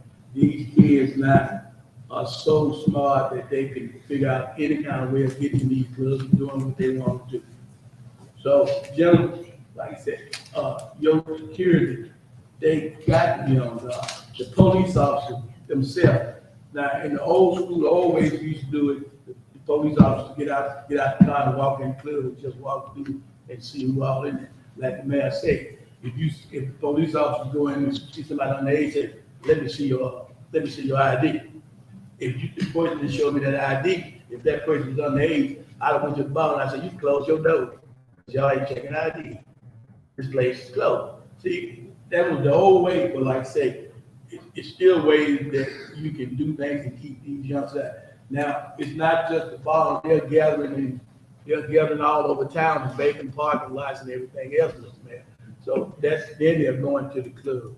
This is the issue that we got. But from what I can see, and I haven't been in the club, most of the people that own the club look like they're trying to do the right thing. And fortunately, Natchez is a tourist town, and we stay open all night, whatever. But, we gonna have to address the situation the best way we can. And we're not trying to run anybody out of business. We want everybody to have a decent and safe business. Because when you come here to Natchez, we are looking like somebody looking to go somewhere to a club. They want to go in the club where they can sit down and have a nice time and drink, then get up and go home. Like, unfortunately, for the last 1 or 2 months, we have, as the mayor said, we have a lot of unfortunate incidents that took place in that. But like I say, the police, the sheriff, I don't care who they are understaffed. They don't have the people. And to be honest with y'all, ladies and gentlemen, that don't know, a lot of people are not going to work anymore. They just don't have the stomach for it anymore. So that's another thing. So as I would say this, as a board, we're going to try to work together with everybody in order to keep business open, to keep the safety of this community. The safety of the community is the most important thing that we're dealing with now. Thank you, Alderman Frazier. Thank you. There is another matter that the bar owners may be interested in, and I'm going to go ahead and bring that up because it's a discussion of a proposed new noise ordinance. So I just want to go ahead and make sure that we have the discussion while they're here. I'm going to pass this out. This is just a draft, but we are very close to having one ready. If you'll pass that, we are not going to actually take action on this at the moment because we need you to have time to read this, and we also will need some time for the attorney to tweak a few things and get it in the format that we need it to be. Mr. Mayor. Yes, Alderman Smith. We need to, We have the draft on the Airbnbs on the website. Can you post this one as well? Well, we don't have No. a final ordinance to post yet, Right. but we'll have it soon. We'll have it soon, because I want to just make a point. There are a few things that the attorney's going to have to refine for us before we can post it. If you go through, you'll see there are a few highlighted areas where we need to make sure that some code check sections, paragraph sections, some references are proper. But I do want to say, Natchez has a noise ordinance, but that noise ordinance has been on the books for some while. And we know that now communities are using more modern tools and ways to better enforce a noise ordinance. And so a few months back, we asked Richard Burke, Executive Assistant to the Mayor's Office, to go out and do some research. And in so doing, also to use a decibel reading monitor. And he did so. And then at the same time, we also pulled noise ordinances from some other cities to include Oxford and Laurel and Ocean Springs and other areas that we know have a very active nightlife, but have also found some ways to effectively manage, noise. And because it is very subjective just to go and say, well, is it loud to you? Yeah, it's loud to me. Well, it's not loud to me. But then again, I may have a lot of earwax in my ears. It's just really, who knows? And so a decibel reader does not lie. We have found that looking at national standards, we need to make sure that noise remains at safe levels. We don't want a lot of deaf people, roaming around Natchez. But in addition to that, we also have to be reasonable, understanding that a band, if you're right up on it, of course, a drum set's going to throw it, a bass or amplifier is going to throw it. So you have to take into consideration distances. And so through his research, Mr. Burke actually, using a decibel reader, found that in the majority of situations in our city, some of the areas that you think might be a noise violation really aren't. Once you get 20, 30 feet away, the decibel reading is not what you would think it is. So we have put together something here that actually defines just what sounds, noises, ways of measuring that, decibel, loudspeaker, all of these things, even mufflers. We aren't dealing just with loud music, we're dealing with loud cars.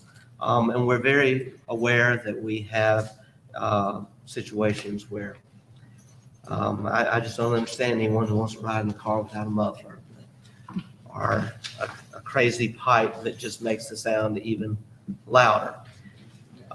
So we want to make sure that we are able to have a reasonable ordinance that can reasonably be enforced.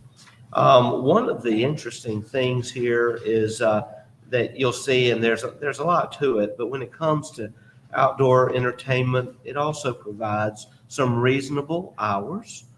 And these, we're saying outdoor entertainment's permitted before the hour of 10 a.m. and after the hour of 11. Let's see. No, I've got it backwards.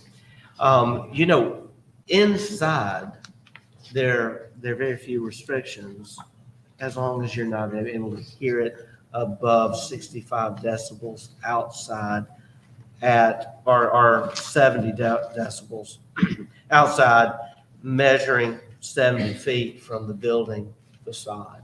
And I think that's reasonable. So in other words, if you have a band playing, door needs to be closed, and make sure that at 70 feet away, that you follow the limitations on decibel reading. And I'll just read it exactly. In excess of 70 decibels, 80 decibels between 10 a.m. and 1 a.m. as measured at 70 feet from the building facade. These can be allowed under certain, conditions. I'm not going to get into the weeds of all of this, but I do want to say that outdoor entertainment is permitted, but it is not permitted before the hour of 10 a.m. and after the hour of 11 p.m. During times when outdoor entertainment is permitted, it shall not exceed 65 decibels. And there are two definitions of decibels depending on the reader: dBA 65, dBc 75.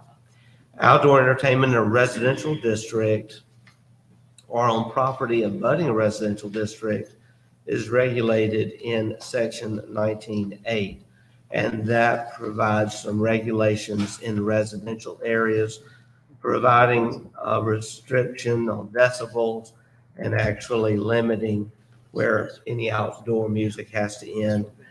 Has to be under reasonable decibels and also has to end at 10 p.m. There's a lot here. This is just kind of a first blush. We're just getting it out there. What we're hoping is that this can be put into a format before our next meeting where we can look at an ordinance that we can actually vote on, that we can then schedule a public hearing on. We can't pass any ordinance without, and we are not going to on this, we're not going to pass this ordinance without having a public hearing. So between now and the next meeting, I would encourage aldermen, alderwomen to study this. And I would ask our attorney to help tweak it, put it in the proper form.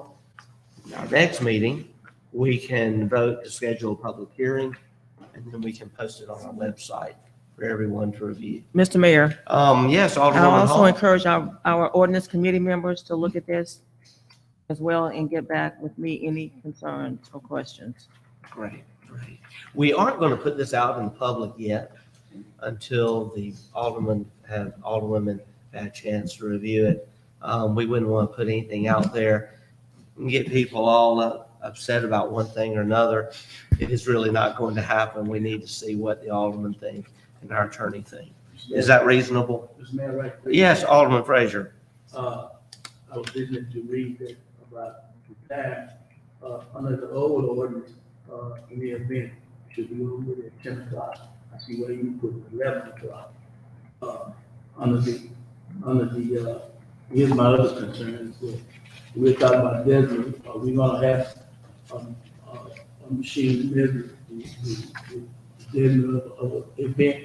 When they go out with the police officer, we're gonna determine if that music is too loud. Yes, very good question. Our police officers will be equipped with decibel readers. And so the 11 o'clock only refers to our commercial district. The 10 o'clock limitation will still apply in residential districts. All right. Any other discussion, questions? We're not having a motion at this time. This is for informational purposes, and we'll look forward to, in our next meeting, having an ordinance that we can actually then publish and schedule a public hearing.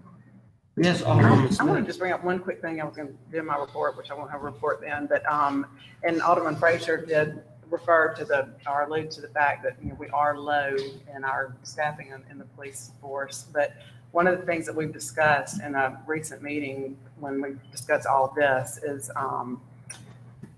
doing a campaign. We've got a lot of young new guys and ladies that are great. And we've got, our seasoned officers, but we're missing a lot in that middle career stage officers. So we're looking at doing a campaign to reach out and try to recruit some and pay them where you would be paid at a mid-level position, mid-career position.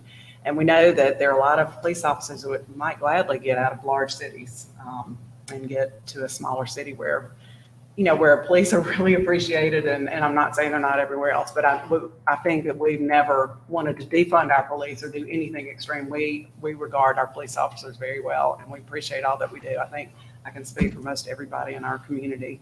So anyway, I think that's a great positive thing. So we'll be working on that in the near future. Actually had a discussion with our marketing consultant just yesterday on that marketing campaign because really we are competitive with other markets when you consider our cost of living and the fact that they can enjoy being a police officer here. I would think a lot more than they can in other areas. That's a great idea, Alderman Smith. I also want to give some encouraging news. We hired another officer last week to sign that paper. And also, and I think that's an officer returning. And also, I want to commend our chief. Going back on the high fire reports, we haven't seen that any exodus since the beginning of the year. When she became chief, she said she was going to work to retain talent, and she's doing that. And it's a great thing.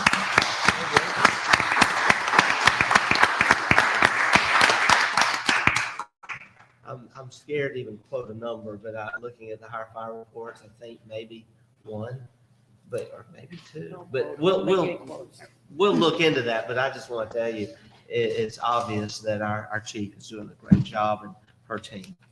And listen, while I have the bar owners here, I just want to make a mention of this. Support our Juneteenth activities. We will be here for Kickback NAPAC on Thursday, but tomorrow, Wednesday, actually something great occurs, and that will be our National Day of ours.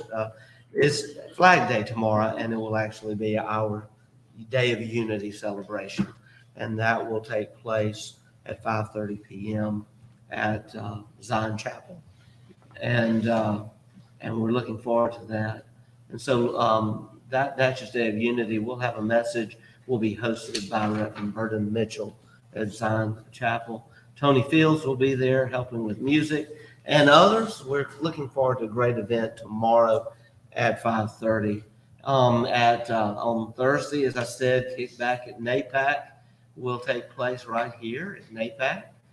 And then we are really looking forward to Saturday. That will be our Legends concert. We will be honoring so many musical legends for our community, but we'll also enjoy entertainment by Dorothy Moore. And there's Kickback in NAPAC. I know I'm going a little fast for you, Dustin. We're going to have that event here Thursday, but let's go forward to the Saturday event. This is our major celebration. Dorothy Moore, Wazzie Ely, Alvin Youngblood Hart, Alvin Shelby, and the Legends Celebration Choir, and Ora Reed, and we will be honoring those legends of the past. And you'll see we are honoring Walter Barnes, who was performing at the Rhythm nightclub on the night of its tragic fire. The Williams Brothers, the Mississippi Mass Choir, Cassandra Wilson, Hound Dog Taylor, Bud Scott, Daisy Newman, Larry Brown, Elizabeth Taylor Greenfield. And so this is going to be a great event. We're very grateful to Magnolia Sessions and Jimmy Mack for pulling this together. We're thankful to our sponsors. I see Magnolia Bluffs here. Tim Marcy, thank you. Also Taco Bell, the City of Natchez, Visit Natchez. But we have now so many others. It's a long list of people sponsoring. It's not too late to sponsor. It's not too late to buy a table. I think 2 tables are left, and tickets are available online at Botom Tix, or also you can go to links on Visit Natchez or go to Magnolia Sessions website. So looking forward to a great event. And also just want to say this, get ready. After the event, hopefully you'll have some good folks coming to your establishments, but also get ready for a great July 4th. No, we're not having a major concert on the bluff. What we are having is a free family-oriented event, and Sarah Lindsay Lockoff has stepped forward and is going to be holding a live at 5 on the 4th. And we're going to be putting up some tents. We're going to be putting out some fans. We're going to have some circulation of air because we'll need it, because we're all going to converge in a great July 4th family event starting at 5 o'clock on July 4th on the bluff. And we'll have musical artists. We'll have food vendors. And then at 9:30, we'll have the fireworks. So we're looking forward to that great free event for everyone to come and enjoy. Now we're about to go to our agenda. I think we've about covered it, and I thank everyone for being here. Thank you for your support of Natchez. And if anyone has a question, feel free to reach out to me. I'd be happy to talk to you individually. We'll ask now Mr. Johnston. We have some great news about our street resurfacing project. Great news. I don't know if you want to lead with that or not. I was not. Mr. Johnston, you just go in order, but I'll tell you what, you've been working so hard, and we're so grateful. Quite a few of us have, Mayor. Thank you. And by the way, we do have, I know first on your report, Morgantown Road. Yes. Before you even do that report, I want to give a brief update. And by the way, Greg Everhart, thanks for the Harmony in the Park event. It was great. Morgantown Road, I do want to give an update. I'll give more when I give my Washington update. But last week, I went to Washington, D.C. with Congressman Greg Harper, our lobbyist, and we met with Senator Wicker. We met with Senator Hyde-Smith, and we also, I met with staff in Congressman Thompson's office. And while I was there, I even went to Michael Guest's office and Trent Kelly's office. We are doing all we can to get more money for Natchez. High on our list was more money for Morgantown Road. When we started off 3 years ago looking for funds, we started at 0. Over the last 2 years, we've been able to make that number $4.8 million, which includes a $2.4 million earmark to the federal government. We're grateful to our congressional leaders for that. But it also includes a major grant, $900,000 from the Department of Environmental Quality, and also money from the city and the county. We have pledged together to make this happen. Sadly, we're going to have a report in just a moment where we're going to have to reject one of the phases, phase 2 of the project, which we recently bid, came in way over our budget.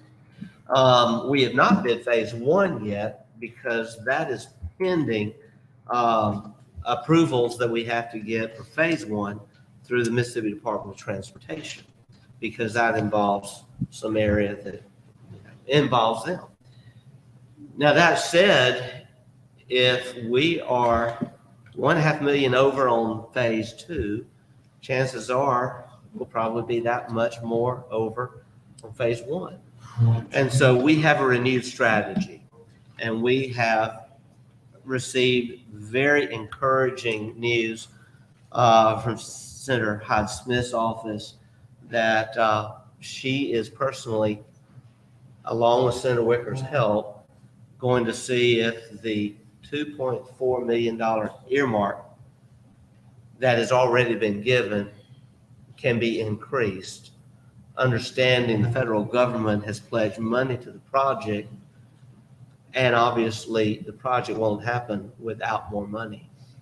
And in the event that doesn't happen this year, then rest assured our senators both have pledged to help us get an additional earmark next year.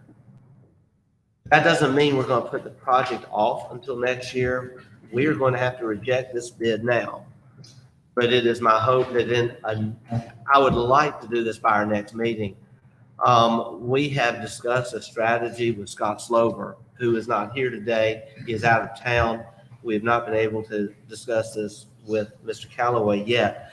But Mr. Slover has a strategy where we take the totality of funds, 4.8 million, and we move around so that we can rebid and fund this phase 2, which would be the Red Loop to Dixie corridor.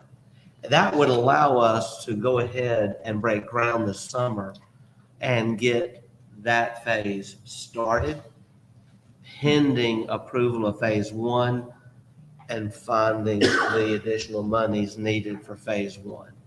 We also have already started a conversation with our lobbyists in working with the Mississippi legislature. We have went just 2 weeks ago. Mr. Davis was with me, Alderman Davis, and we were there with supervisors Warren Gaines and also Ricky Gray. And we have started a conversation of perhaps, in addition to the federal earmark strategy, seeking a direct appropriation from the Mississippi legislature in their spring 2024 session for any additional funds needed. So what we're about to do, don't think that it means Morgantown Road is over. We are very cognizant and have made everyone in DC cognizant that Morgantown Elementary now has several hundred more students enrolled due to the closing of Fraser Elementary. The traffic count has only gone up. We had a fatality this spring. Actually, it wasn't in the spring. It was a few months ago, possibly during the winter. And in addition to all of that, we know that everyone in that area, they're losing patience. It was my pledge when I ran in 2020 that we get the funds. We have 4.8 million, but we still have a little ways to go. We're going to get there. With that said, Mr. Johnson, I'm turning it over to you. Yes, sir. Members of the board, you did receive a copy of my draft report this past Friday to go in your packets. Minimal changes.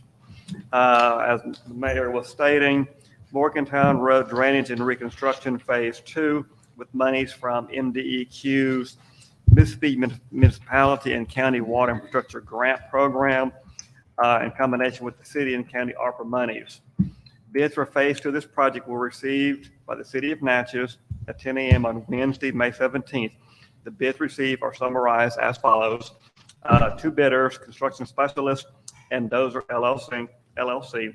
Staff in concurrence with IMS engineers are requesting a motion to reject the bids received because they exceeded more than 10% allocated funds available for this drainage improvement project. Second. Alderman Davis has made the motion. Alderwoman Irving has seconded the motion. Discussion? Call the question. All right. Second. Anyone opposed to the call? We'll proceed to a vote. All in favor of the motion indicate by saying aye. Aye. All opposed, nay.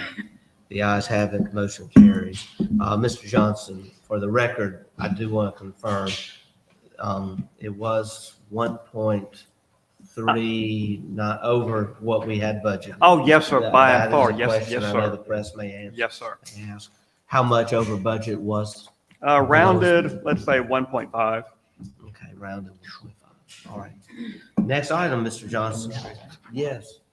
Just so everybody, legally, we could not accept these bids. Legally couldn't exceed 10%. That's right. Thank you.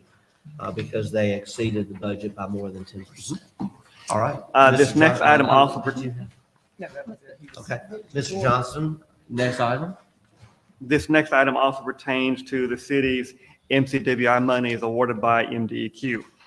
The Mississippi Department of Environmental Quality is requesting the city of Natchez as sub-award recipient receiving Mississippi Municipality and County Water Infrastructure Grant Funds for the Morgantown Road Drainage and Reconstruction Project, Red Loop Road Phase 2, approve agreement modification number 1, stating that DEQ, along with sub-grantee City of Natchez, contractor, subcontractor, successor, transferee, and assignee shall comply with Title VI of the Civil Rights Act of 1964, which prohibits recipients of federal financial assistance from excluding from a portion of, from a program or activity, denying benefits of, or that otherwise discriminating against a person on the basis of race, color, or national origin, as implemented by the Department of Treasury's Title VI Regulations, 31 CFR Part 22.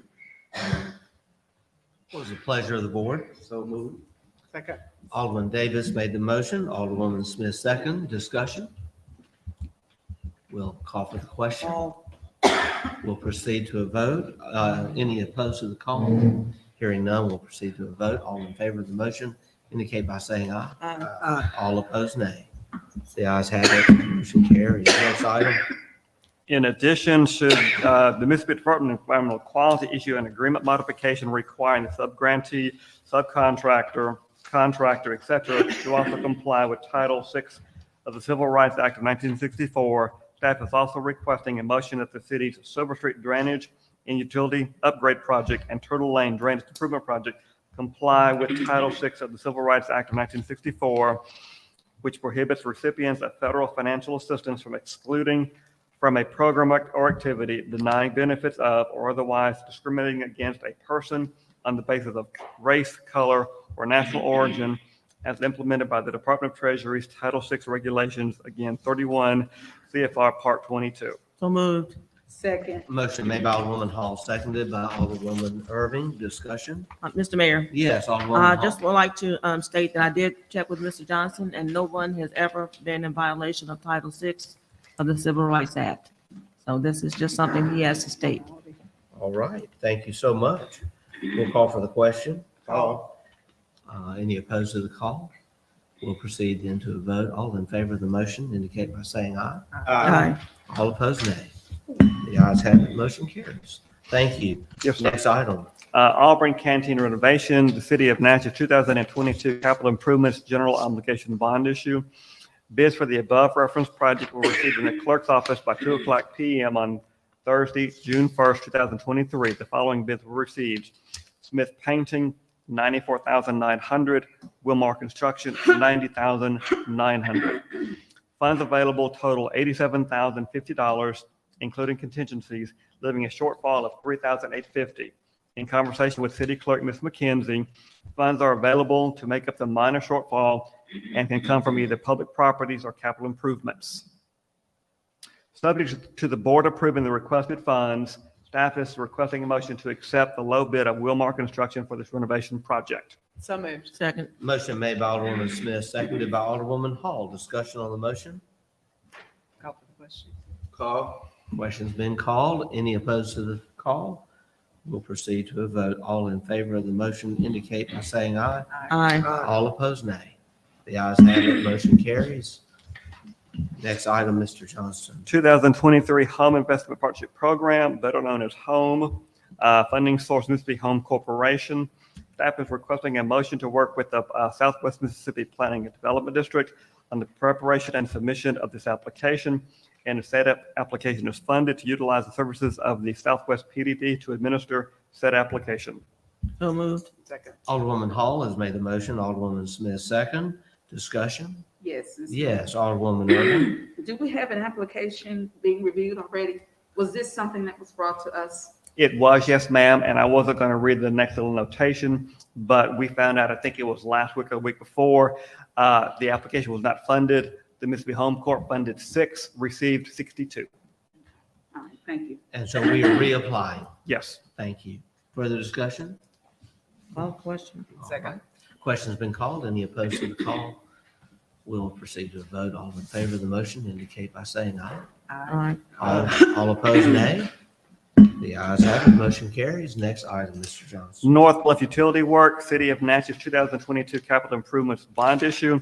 Staff, Mr. Dollar and myself are requesting a motion to advertise this project to general contractors, which will consist of the purchase and installation of up to 6 electric pedestals, 5 electric panels, and 1 electric vehicle charging station as an ad alternate.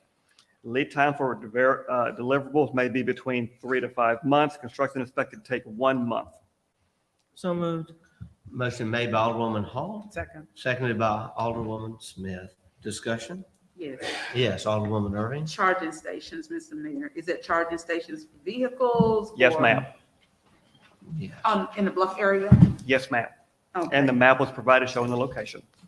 Sir? A map was provided with your packet showing the proposed I did see location. that. Okay, just wanted to be sure. Yes, ma'am. Thank you. I want to say this is something that was very much wanted by former Alderman Dan Dillard, in recognizing that improvements for electricity and utilities on the north end of the bluff would contribute to being able to have more events on that north end of the bluff.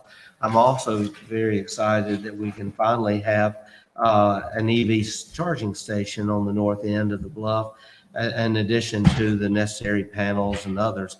And I hope that this will lead to the installation of more. We need to be doing a lot more than we're doing in terms of electric vehicle charging stations. Better Discussion. Yes, On that- Alderman Maroney. On that EV charging station, being new to this, how does that work? I mean, I'm assuming that someone has an EV, they need charge, they pull it down there. What, credit card? They put a credit card in a machine and it meters can that most and charges them definitely be a source- appropriately? It can most definitely be a source of income to the That city. was my next question is what sets the rates? Do we profit on this? Is it? The vendors help us in determining how to best do that. And those are decisions definitely we would make at that time. And I would hope that it can be done as a reasonable service to our citizens and tourists, but also, yes, that we could make some money off of it. And I'd like to see more. Yeah. Further discussion? Yes, that was, Yes, Alderman that Fraser. was one of my questions too, James, about the chart. To be a charge, yes, sir. And we'll emphasize that with our consulting engineer as well. Okay, our electrical panels, they're gonna be locked at all times? That, and speaking with Mr. Dollar, yes, that is our intention, to keep everything locked so that it's just not used by the general public. All right. I'm looking at 1, 2, 3. I'm looking, we gonna have 4 panels, yes.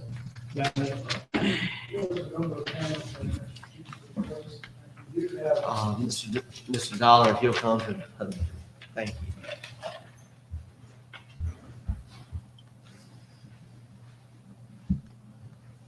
You can see on the map, you see the peaks, and of course, it doesn't carry back all the way to the depot to the left, but there's actually 6 Ps.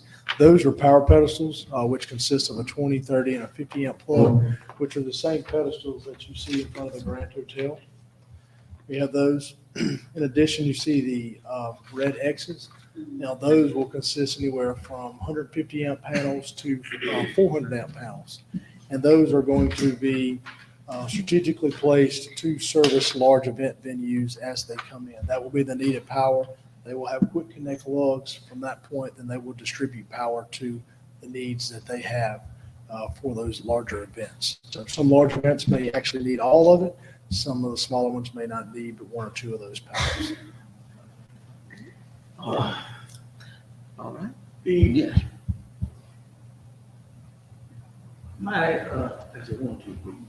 We gonna have one right by the old monument. I see what the monument, supposed to put the monument up. Right, you'll see that area in the far corner. Yeah, this project we laid it out to not interfere with the monument area at all. We are developing this area down there. Have the business owner, anybody expressed any concern about these charging stations or these hook up, I know we're gonna be on a public street. The only comment expressed is when the archaeologists came several weeks back, they were digging in the middle of the field, and some of them stopped and said, "You're not putting anything in the middle of the field, are you?" We said, "No." But there have been no concerns expressed. From no one in that. No, sir. They want it. Actually, they want. They it. suggest. May I say something? Mr. Yes, Mayor? Alderman. I know when we came on in 16, this is something that we've heard over and over how it would improve. And as you just alluded to, Alderman Dillard, was a great concern of him having those there. It would enhance the amount of events that could take place. And with downtown master plan, having an idea of the things that could go on there, they could utilize that as well. So that's a part of our downtown master plan as well to get that. So Right, I'm glad to see it happening. that's a big part, and you're correct in that a number of events would like to come here, have not been able to Absolutely. come because there's not power, and they will have to bring power. So that's an upfront cost to any organization that wants to do anything there that they have to do. Now, I guess down the road, the board will have to decide when we do this, will it be a flat rate fee when you rent that site, which will include electricity, or will we actually meter it? Meter the power, and then they pay for that. That'll be something you all will decide at that Right. point. But this will open up a lot of options for that area as well. And we're also working with Natchez Waterworks to install water Oh, in this that'd be area as good. well. Good. Okay. Alderman Maroney. I'd just like to add that looking at placement, I've worked most of these events, certainly all the ones put on by Arden Land, in helping with infrastructure, networking, telecommunications, that sort of thing. And placement is critical, and those are all placed well. I'm sure that Arden was consulted on all of that, but I mean, it looks to be a good layout, and it's all very necessary. Keeps us from having to get generators and that sort of thing, which enhances the events, not having to have big diesel generators running. Right. So With this, there was a planning, I mean, it looks like a great plan. there will be no need for generators in the future in this area. And there was a planning committee which came up with the location, strategically placing these locations to accommodate. Mr. Mayor. Yes. Alderwoman Hall. Yeah, Mr. Johnson still had a paragraph to explain about Well, I mean. the committee and the approvals that went along with this. Yeah, we did have a committee. Yes, Alderman Fraser. Just one comment, the EV charging station, I see where it's at on this map, but, to me, I think it should be a little further up by the hotel. If we could There's probably gonna be other put areas. it somewhere up there. That's Because what- we're gonna have events, like we don't need an EV charging Oh, station. they're getting them. So they're just, Mr. Mayor. Yes. I did think Natchez has a few. I remember them putting some in, I think, so we can check with them, but I think they do have some. All right. Thank you. Further discussion? I do want to thank Debbie Germany. She was, in her role as president of the Chamber of Commerce, started helping us with these committee meetings, and we've come a long way. And we also want to thank Arden Barnett for helping. And also, it is important to note, as Alderwoman Hall said, that all of the preliminary work has now been done through the Natchez Preservation Commission, the Mississippi Department of Archives and History, Mississippi Landmark Permit Committee, and we're ready to proceed. Any further discussion? Call the question. All right. Any opposed to the call? We'll proceed to a vote. All in favor of the motion indicate by saying aye. Aye. All opposed, nay. The ayes have it. Motion carries. Next item, Mr. Johnson. Request for qualifications for qualified environmental professionals, abatement of Fry Building and adjacent property, the city's 2023 EPA Brownfield Cleanup Grant. Staff is requesting a motion to issue a request for qualifications as defined in 40 CFR 31210 for a qualified environmental professional to work with the city of Natchez to plan and implement cleaning activities as outlined in this RFQ, the city's FY23 Cleanup Grant Cooperative Agreement Work Plan, the draft analysis of brownfield cleanup alternatives, and the most recent environmental site assessment reports and asbestos-containing materials survey. The QEP's responsibilities will include finalizing the ABCA, development of the cleanup action plan, development of bid plans and specifications, oversight of abatement and cleanup activities, post-cleanup reporting, participation in stakeholder engagement activities, and supporting grant management and reporting activities. The QEP will work under the direction of the city staff and/or representatives and will work in collaboration with other project stakeholders as necessary. The EPA and the DEQ will be actively involved in the project, including reviewing and approving appropriate documents and providing regulatory oversight throughout the duration of the project. So moved. Motion made by Alderwoman Hall, seconded by Alderman Davis. Discussion? Yes, Mr. Mayor. Yes, Alderwoman Hall. I think this is a great step in our EOLA project. And thank you, Mr. Johnston, for the application for this Yes, ma'am. project here. I couldn't agree more. Thank you. Yes, Alderwoman Irving. I'm just inquiring about the two businesses that are there at the Fry Building. Will they close, or how would that be handled? At a future date, yes, but we don't know a date just yet. But as we know, the Fry Building was donated to the city for the purpose of the creation of parking for the EOLA project. Just when that will happen, it remains to be seen. Once an engineer is hired, then we will follow that process, and we'll know more about dates then.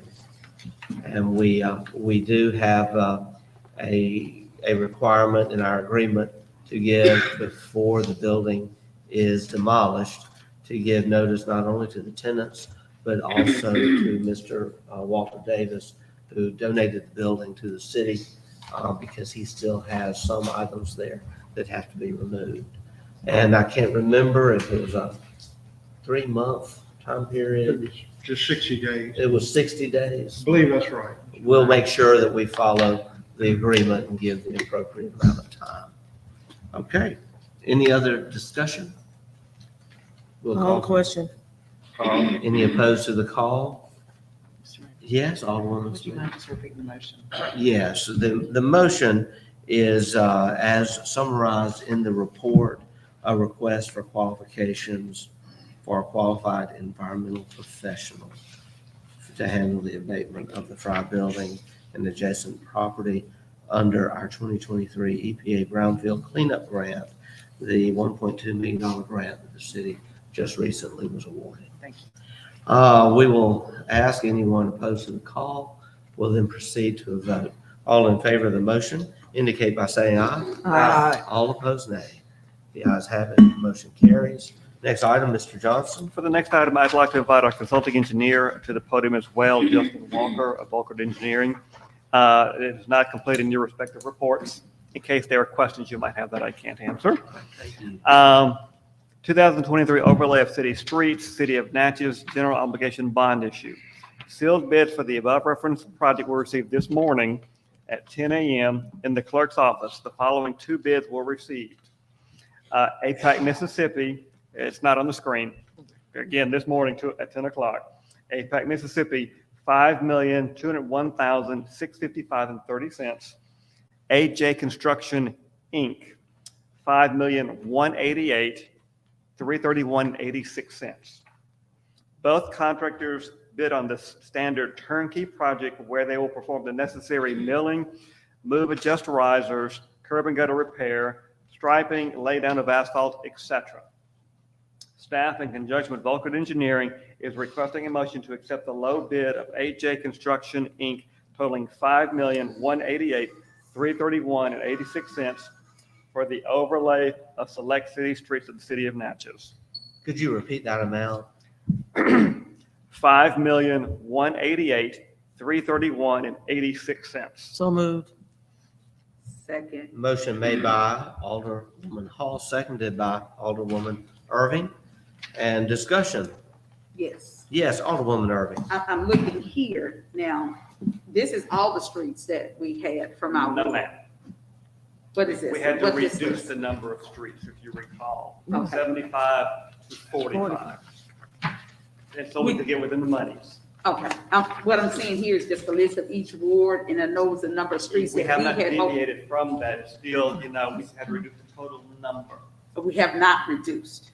We have We reduced the did. total number, yes, ma'am, from To 75 45 to to 45. 45, okay.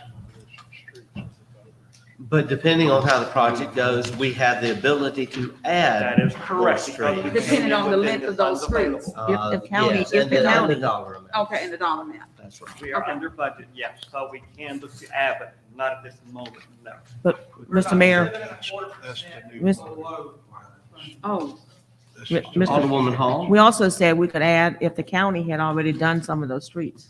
That's right. Okay. That's right. So that It's is the same. definitely a better scenario than we had 2 months ago. okay. And we are very grateful for this revised strategy and all of the work that went in to make this happen.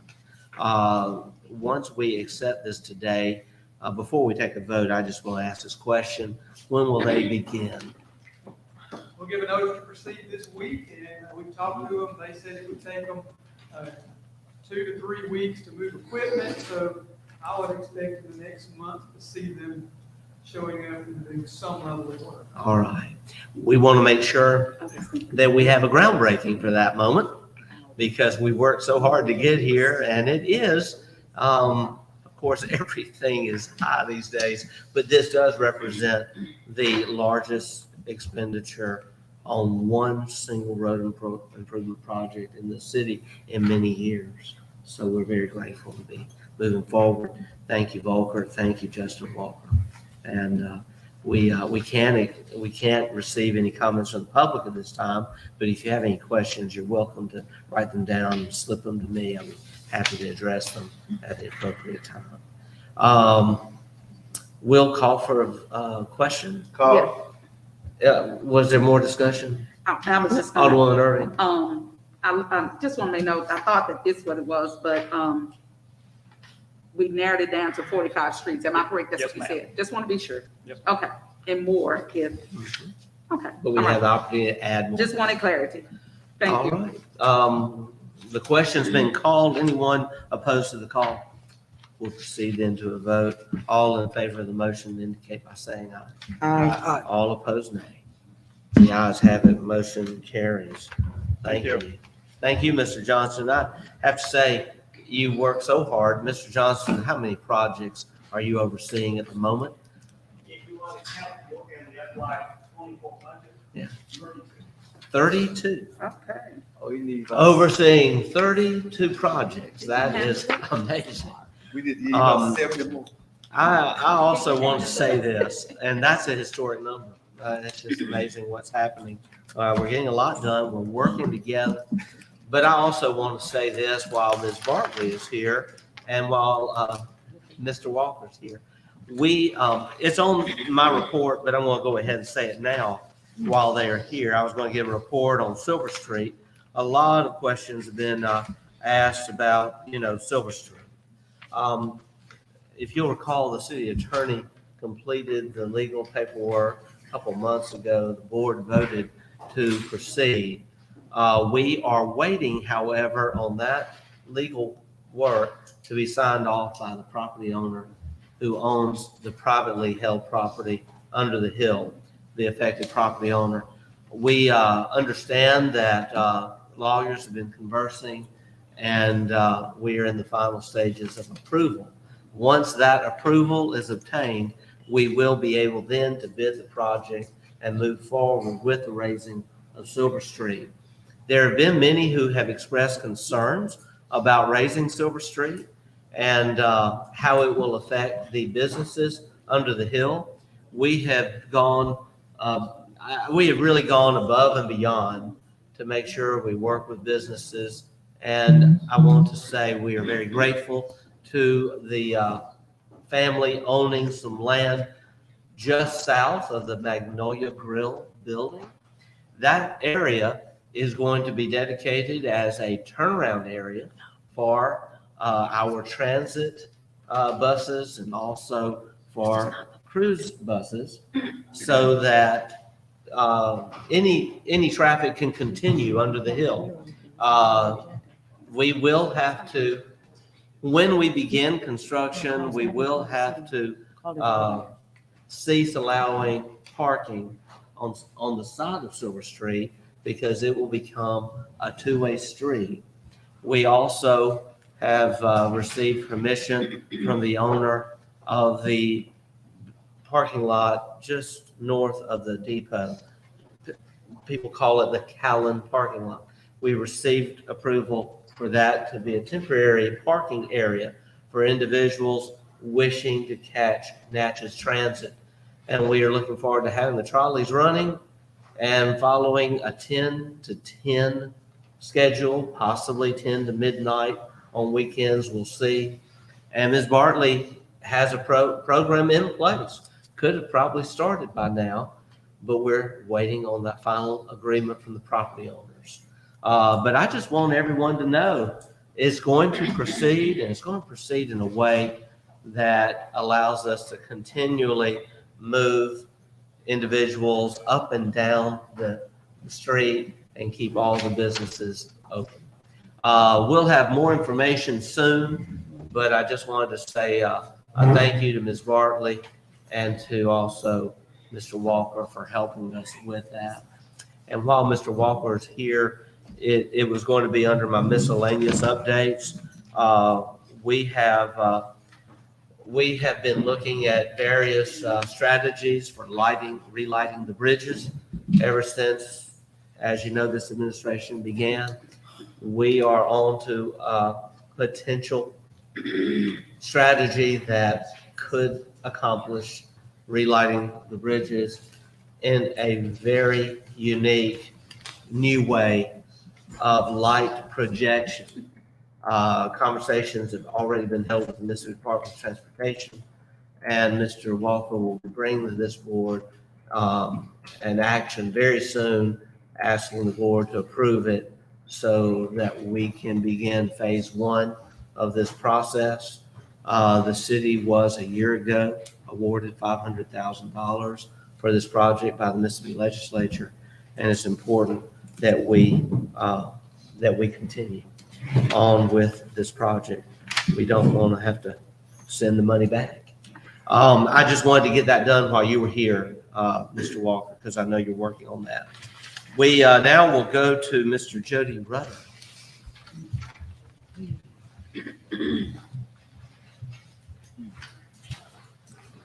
Good afternoon, Mayor and Board. Good Good afternoon. afternoon. We've been storing some excess desks from the visitor center at the canteen.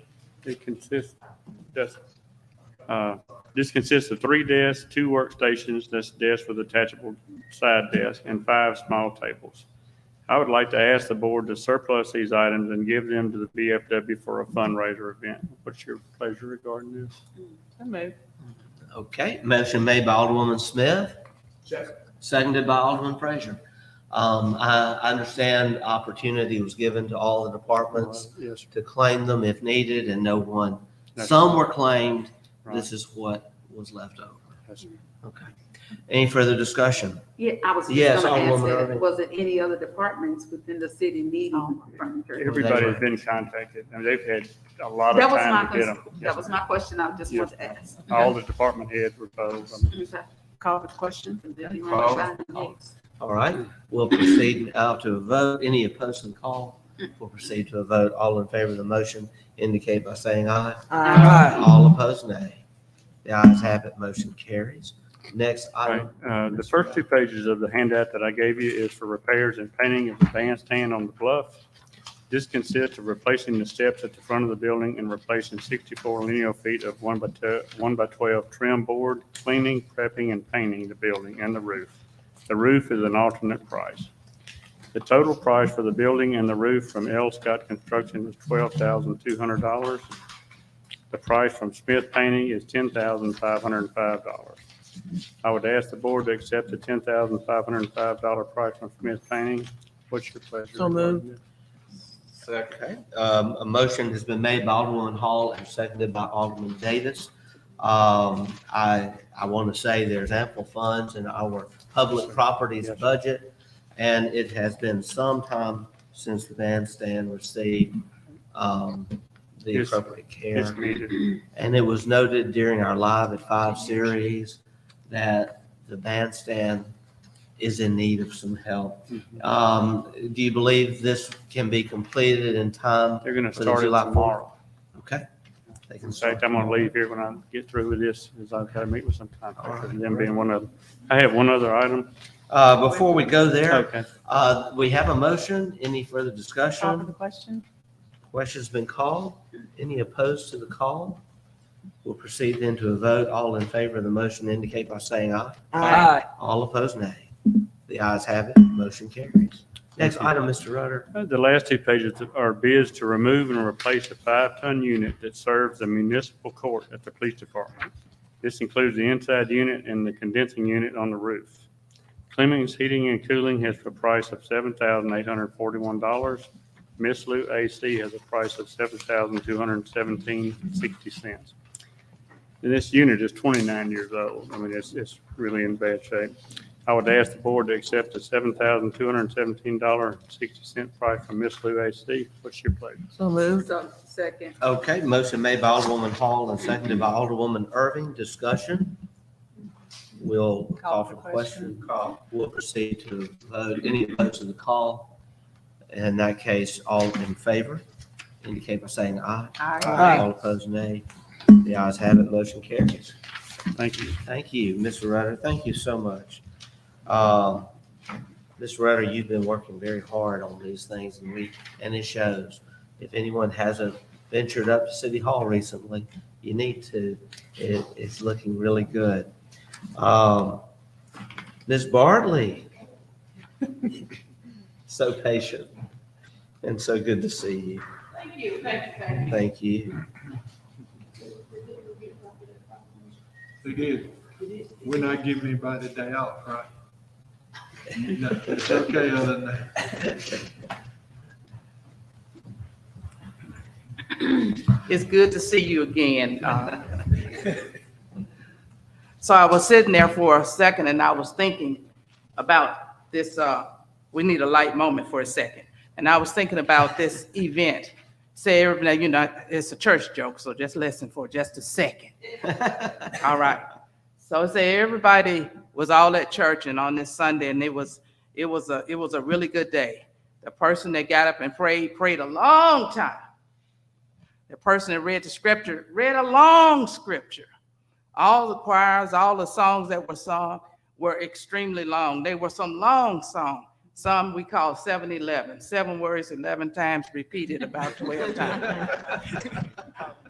Said that the announcement clerk got up and made the announcement for a long time.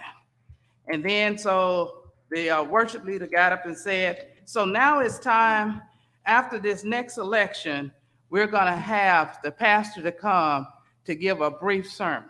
The pastor told him, say, oh no.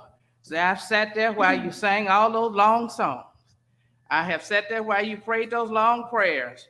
I've sat there while you gave those long announcements.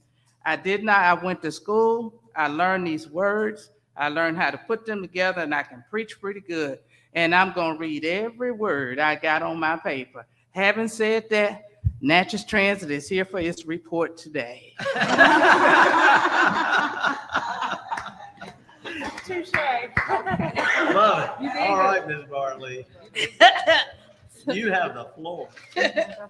So I presented a proclamation to the mayor's office earlier and to our stand-in attorney, Mr. Slover, and I think he has presented on it. I'm asking today for a proclamation to declare June the 15th, 2023, Community Transportation Awareness Day.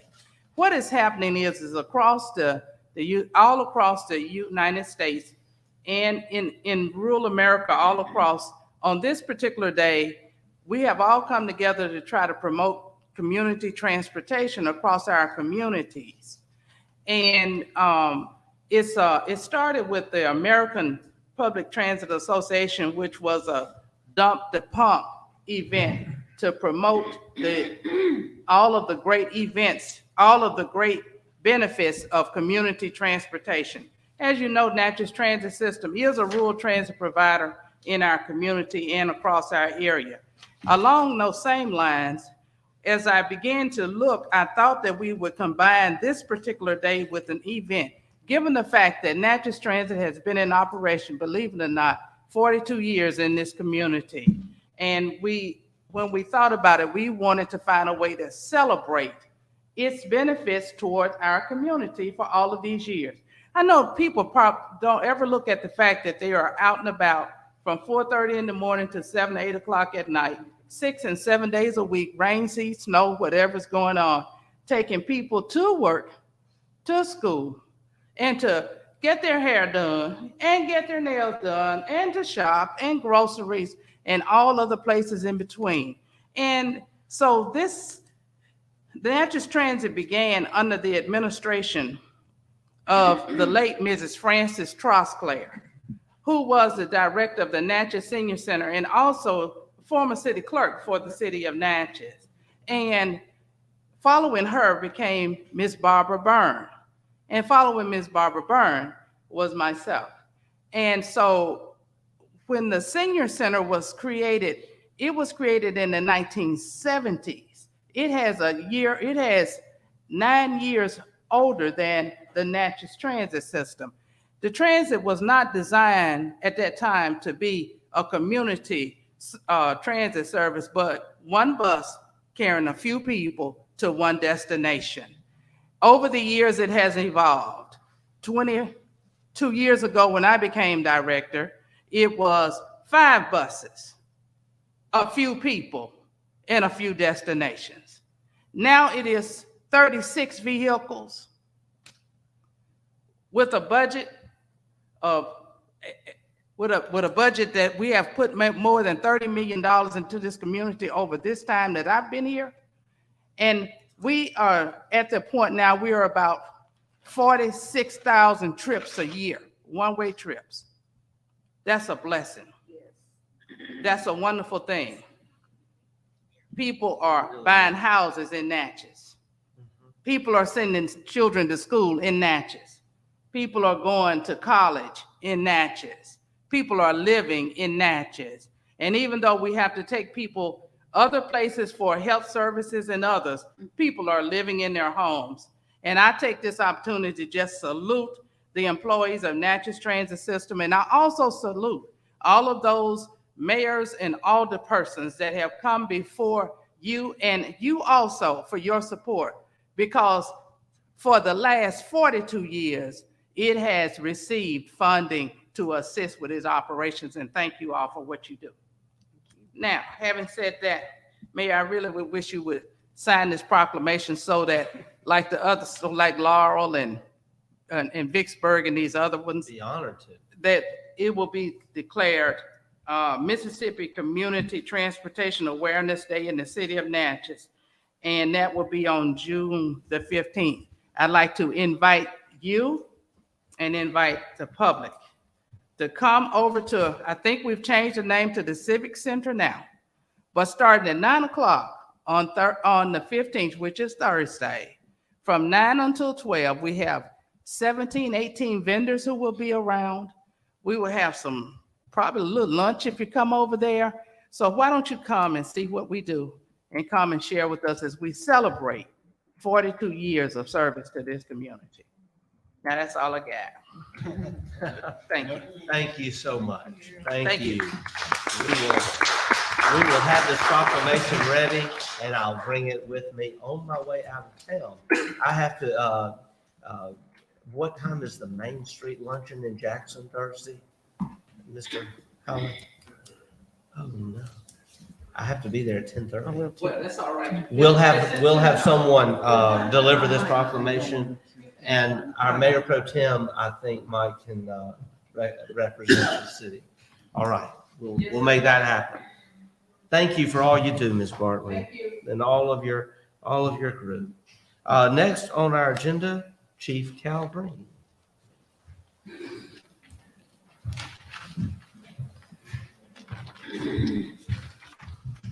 Good afternoon. Good afternoon.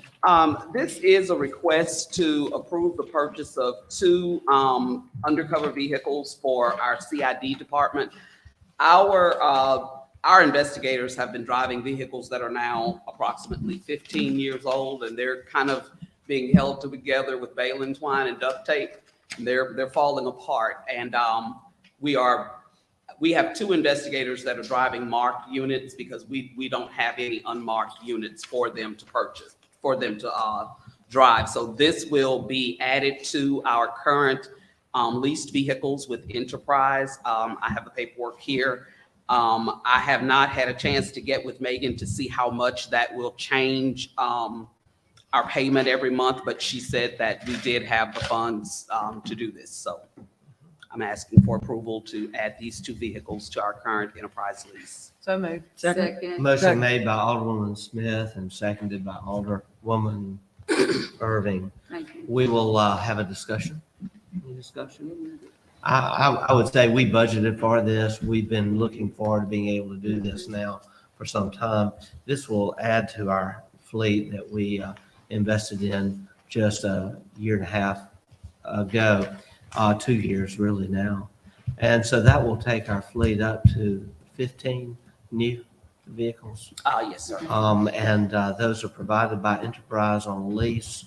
And it's a very good, the terms are very good. I think everyone knows by now that this has been a good strategy for the city. Any further discussion? Call for the question. Question's been called. Any opposed to the call? We'll proceed to a vote. All in favor of the motion indicate by saying aye. Aye. All opposed, nay. The ayes have it, motion carries. Thank you. Thank you. Thank you so much, Chief.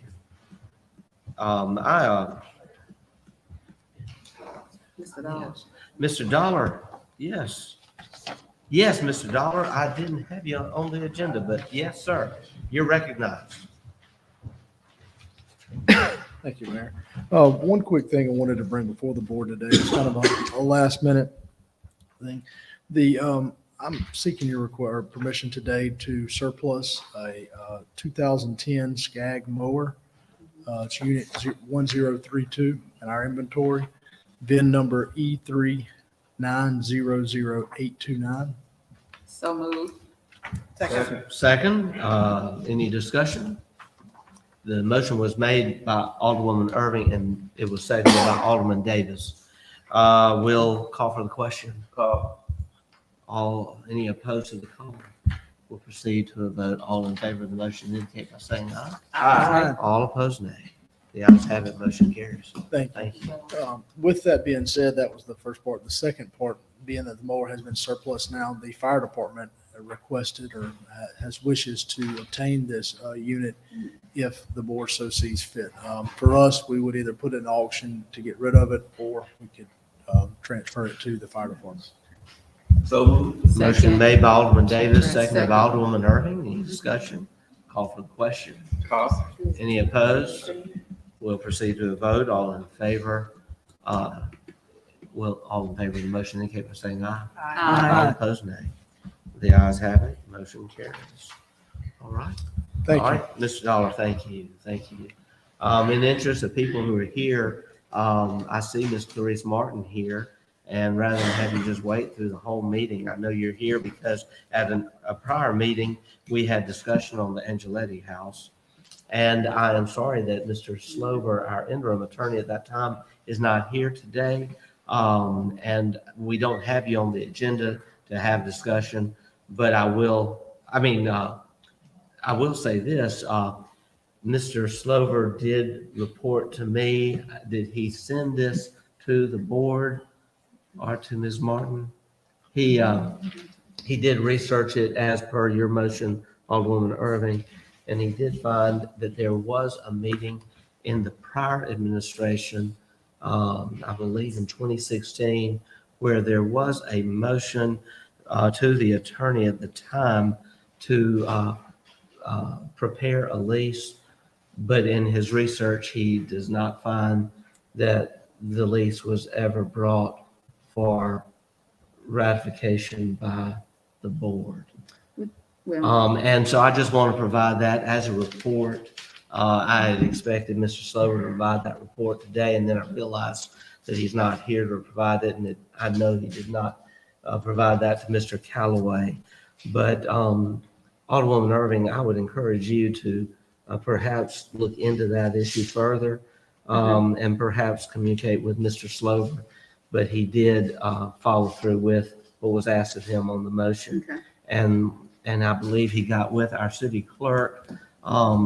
Ms. Bell, do you have any knowledge of that conversation? Mr.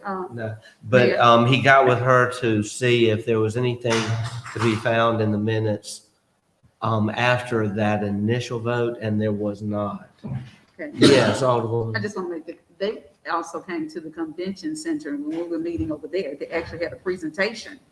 So that should have been recorded in the minutes. They had a presentation, but as far as the actual preparation of a lease and ratification of a lease, all that the research has shown is that there was a motion in 2016 to ask the attorney to prepare a lease, but we don't see anything. To allow you to speak, we'll have to have a motion to allow that, Ms. Martin. I'll entertain that motion. Alderwoman Irving. So moved. Is there a second?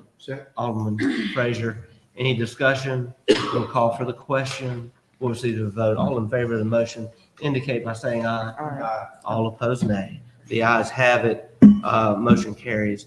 Just please 3 to 5 minutes. And Ms. Martin, you're invited to come to the podium. And I'm sorry to make you wait this long.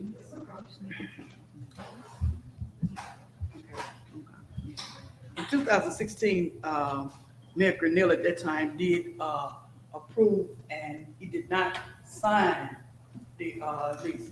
He was to sign it and release it to us. And we didn't get it in the minutes. Okay, and then on the rest, I had the minutes, but I didn't bring that to the phone with me. And then after then, we came before you at your second meeting. And again, this entire board voted that it will, be granted, and you would go on and sign and release the lease to us. We still don't have it. Yes. That's been our biggest concern. But more so, I'm more disturbed today is because I went back and been going, weekly back to the house because I'm concerned about that ramp back there, the handicap ramp. I'm mighty afraid somebody's gonna accidentally go up on it and come through it. And then the bottom, the doors, they open it in the bottom. I'm still concerned that still have not been shut up. Really? Because immediately after our meeting, I did ask that those items be addressed along with the roof where its part was missing. And so we will look into that again. We will.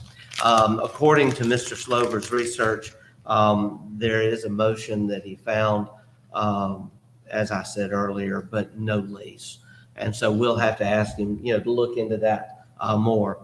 I do want to say, though, that work is underway right now, as I said at the last meeting, to pursue a grant.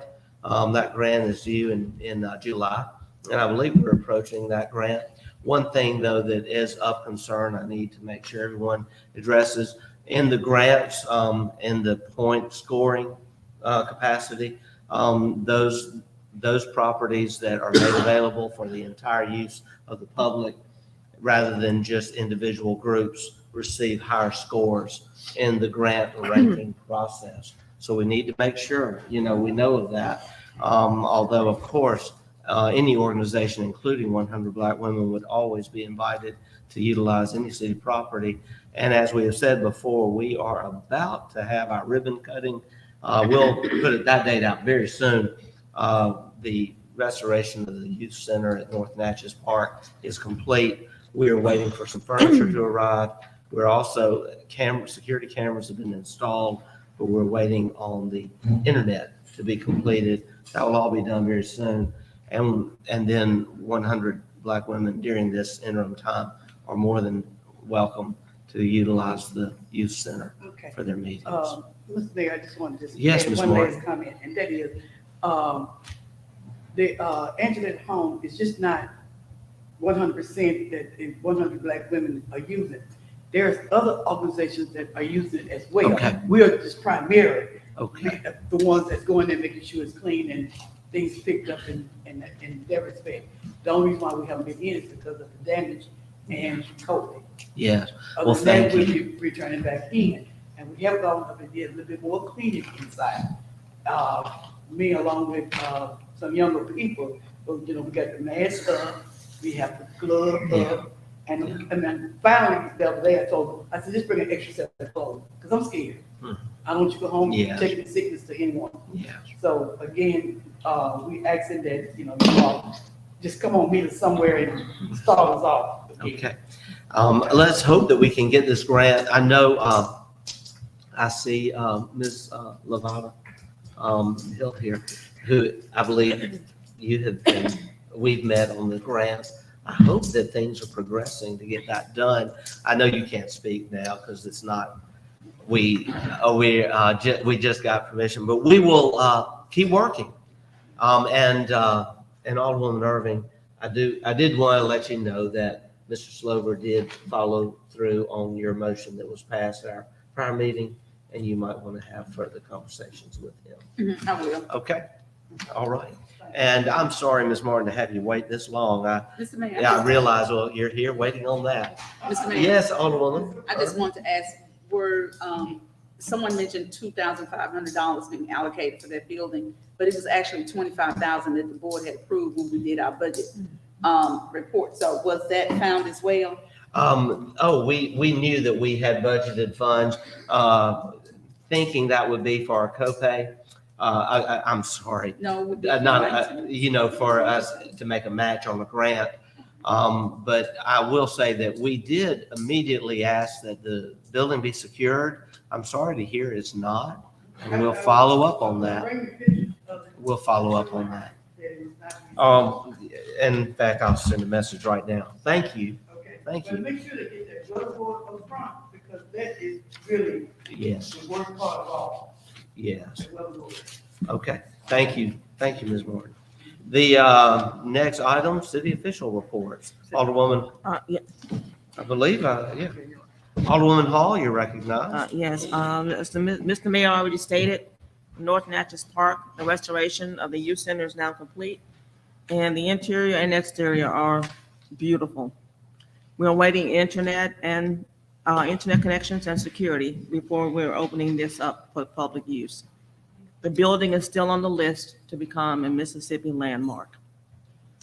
I want to thank you to Mrs. Ezell, Officer Grover, and Mr. Burke for the diligent work for our upcoming code enforcement public hearing on June 20th, 2023 in council chambers.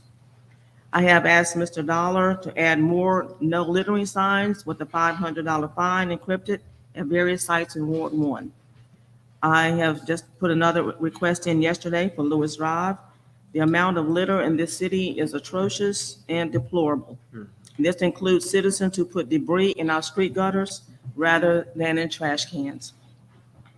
I want to thank Chief Arrington and Chief Green for agreeing to meet at Susie B. West Apartments recently with the manager and residents of that complex.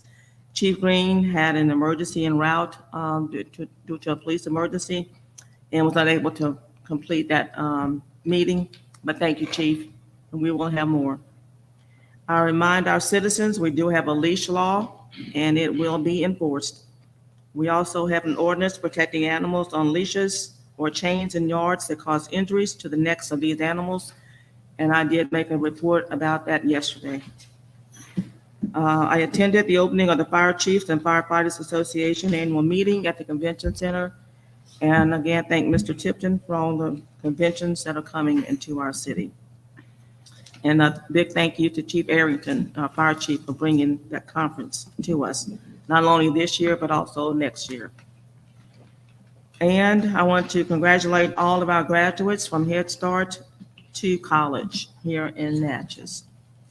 And also a big thank you to our interim Parks and Public Recreations Director, Mr. Porter, for all the work he's doing. And he's interviewing now for another person or persons in maintenance.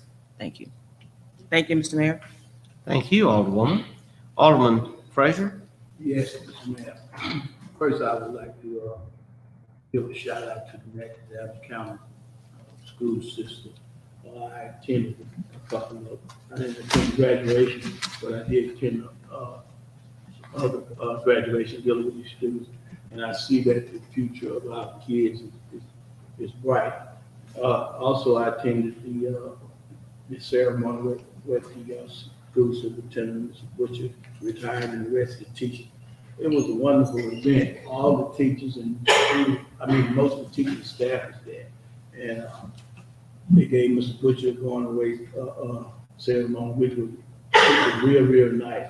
So it's the summer school, it's the summer, and I just want to take teachers, enjoy your summer vacation because you'll be right back in it before you know it. So again, shout out to the Natchez County school system and teachers. Also, I would like to say that I was reading the newspaper, an article dealing with the combining the 911 system. From my understanding, it was stated that the city of Natchez did not want to discuss that issue. I don't know who put that out. That's not true. I see what the mayor, you have gave your opinion, what you wanted. I said, and I looked at that. I said, but we did discuss that when Alderman Dillon was alive, but no other was taken out. None else was taken out. And I would like to say that the combining of the E911 system is good for the citizen Natchez. I had an issue. The only issue I have the issue, and a lot of people in this room might not disagree with me, but that's just the way life goes.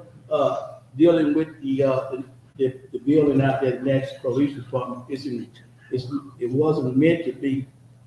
It wasn't meant to be a city jail. It wasn't meant to be a police department. It was meant to be. It was the South Central Bell. That's what it was. And I can't see today that we are investing all this money in a building that is in deplorable condition.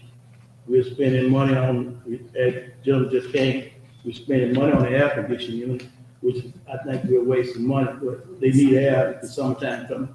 But as I stated earlier, that building, and I stated in the previous meeting with the mayor, that building is not meant to be an E911 dispatch because it wasn't equipped for that. So that is my comment on that newspaper article and what was said. Last but not least, and I'm not trying to blow my horn or anything, but I'd like to give a shout out to my daughter, Miss Jarita Frazier King, for her involvement in the cooking school on Hulu. Oh.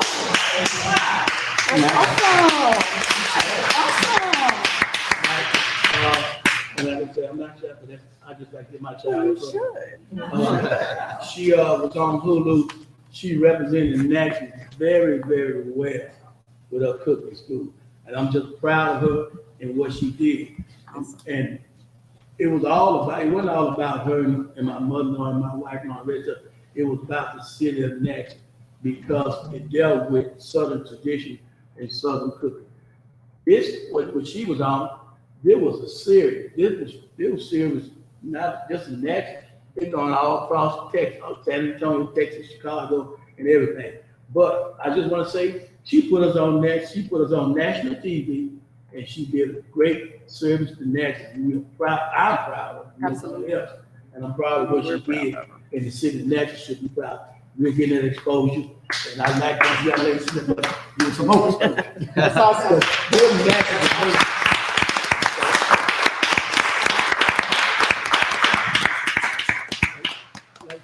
That just shows you how we have a lot of talent.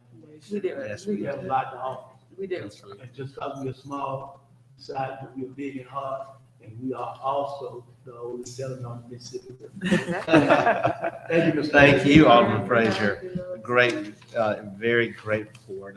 Alderwoman Smith. Okay, all right. Alderwoman Irvin. Yes, sir. Thank you. Congratulations. I would like to begin by congratulating the class of 2023. I wish them the best in their endeavors, their new chapter that they're about to begin and start. Also, June is also Pride Month. I would like to offer my support in support of our LGBTQ community. I stand with you in all efforts to bring all injustices to fruition. Also, Mr. Mayor, I wanted to bring up some issues that I've personally experienced, and I'm grateful today to know that we had Stop the Gun Violence, someone, a representative, Mr. Foy, to come up and present an event that could take place and bring a lot of people together, and especially if we could partner with other organizations as well to get a real impact. Because that's something that has been in my mind and in my community. I'm not sure if you are aware, but on Memorial Day, I wasn't away from home. And so I got in about 10:30 that night. And about 10 minutes after my daughter and I got in home, we set the remainder of our dinner on the table, and we had to drop to the floor to gunfire. Okay? And so my phone was ringing because in my community, we have a tree calling list. We just start dialing, are you aware of hearing this sound? And so I answered, but I also got to the floor and I called 911. They came, I did it anonymously, and they came because most times they're calling each other because they don't feel comfortable dialing 911. We've had that discussion over and over again. And so as they were talking, they said, we knew you weren't home at 5 o'clock in the afternoon because we had the same thing happen at 5 o'clock. Now this is twice in one day. Okay, and so I just wanted to share that. I know the discussion needs to be had on violence in our community, and truly we all want to work to stop the violence, but we have to address it as well. These things are happening, and yes, there were 3 arrests made when I made the call. That they're back. We got 3 arrests made that night, but this is the 4th or 5th time that this has happened in my community where I live.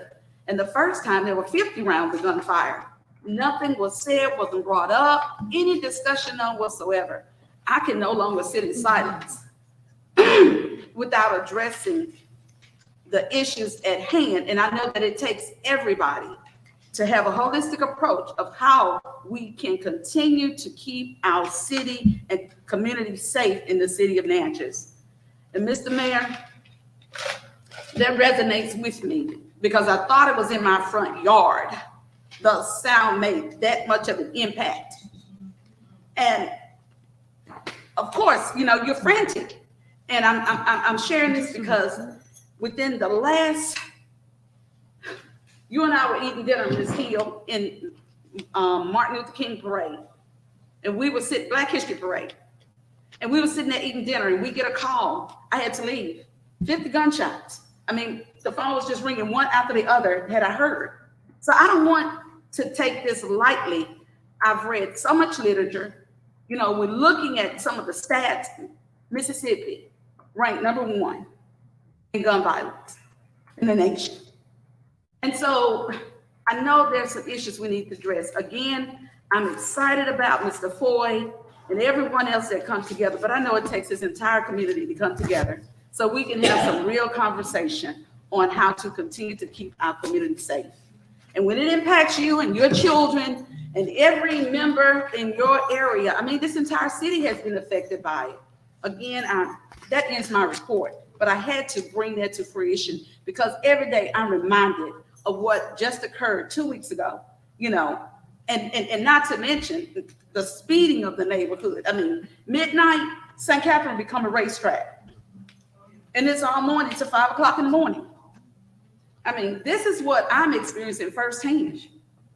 And that ends my report, Mayor. Thank you. Thank you so much.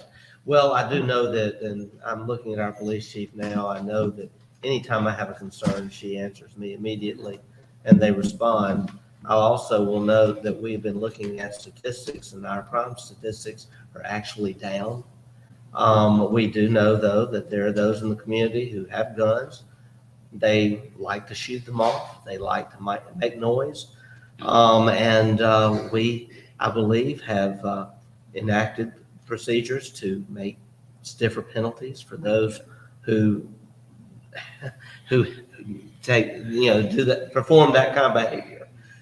But I also want to make note of this. It just has to be said. under our current chief, if you look back, anything that has happened, those incidents have been solved right away. We have men and women who will literally not go home, will not clock out, and some will not even go to sleep until they have solved the crime. So we're seeing real commitment from our men and women in uniform. I want to say this for the record too. I am so grateful to live in a community that supports our police, where other communities around the country would like to defund police, would like to spread word of, well, they aren't doing this, they aren't doing that. Oh, crime is rampant. Look at our police, they're to blame. I just want to say, hats off to our police force and what they do. Mr. Mayor. Mr. Mayor. Alderman Hall? Yeah. Yes, I'd also like to add that our chief, Cal Green, is also going after friends and family who harbor perpetrators. So they are being arrested. Good. To this day, they are being arrested under her leadership. Yes. And also, I'm still in communication with our state legislature, our representatives, about changing gun laws or adding some restrictions. So they have my information at the state level. I'll be glad to share that with anybody else, but I am in communication with them about that. Mr. Mayor, Mayor? Yes, Alderman. I just want to say, I think, in Alderwoman Hall, I thank you for reaching out, but I think it takes a collective effort for everyone sitting at this board to reach out. This is not a one person. This takes all of us. And so I think this is what we need to do. Reach out more to our legislators, but it's a community effort. Let's look to see what other cities around us are doing. I too applaud Chief Green. I too applaud her because that night, even that last night that this happened, there were 3 arrests. I mean, my neighbors were saying we see them out there, and that's a good thing. I'm not downing anyone and anything. I'm just saying what needs to be addressed as a community, because it takes all of us to make a collective effort to keep us safe. Where people want to remain in our city, where we want, Mr. Heat just stated, we have visitors that are coming. Everything has increased. Well, we want that to remain that way. We want us to feel safe in our city at all times and not going to an event or this random shooting. It has to stop. It just has to stop. Yes. Because you can lose your life in your own home. In your own home. That's right. That's right. I do want to say this, though, as a point of balance. Whenever we are discussing gun violence, I want us to recognize that, sadly in our country, yes, we are seeing an increase in gun violence, but we are also seeing an increase in the illegal purchases and trades of weapons. And I think if you look at the statistics, you'll see that the vast number of our citizens are following the rules. And I don't want to ever see us as a people go against our Second Amendment and reach a place where we overcorrect in a way that results in those who are honest, who follow the rules, not being able to arm and to, as Americans have done through the centuries, Mr. Mayor. Provide for the safeguard of themselves and their families.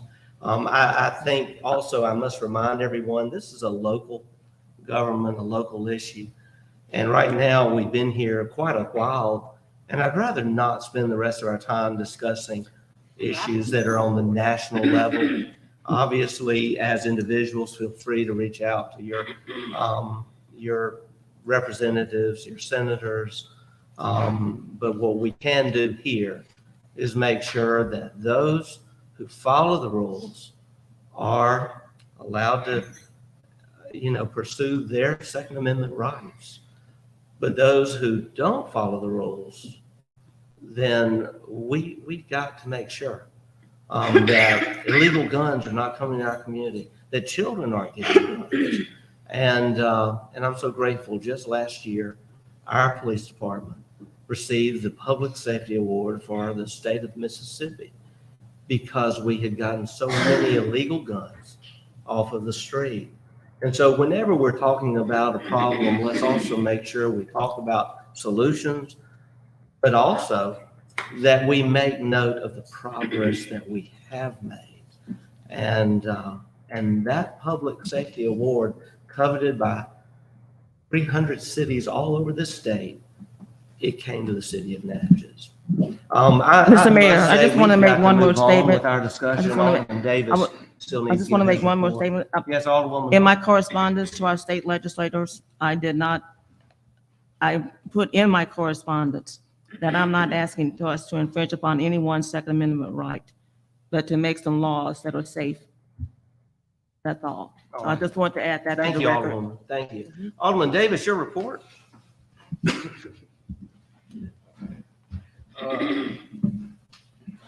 I also would like to thank the fire chief for putting together the fire company, which he's been putting together for the last 2 years, which will be here for also next year.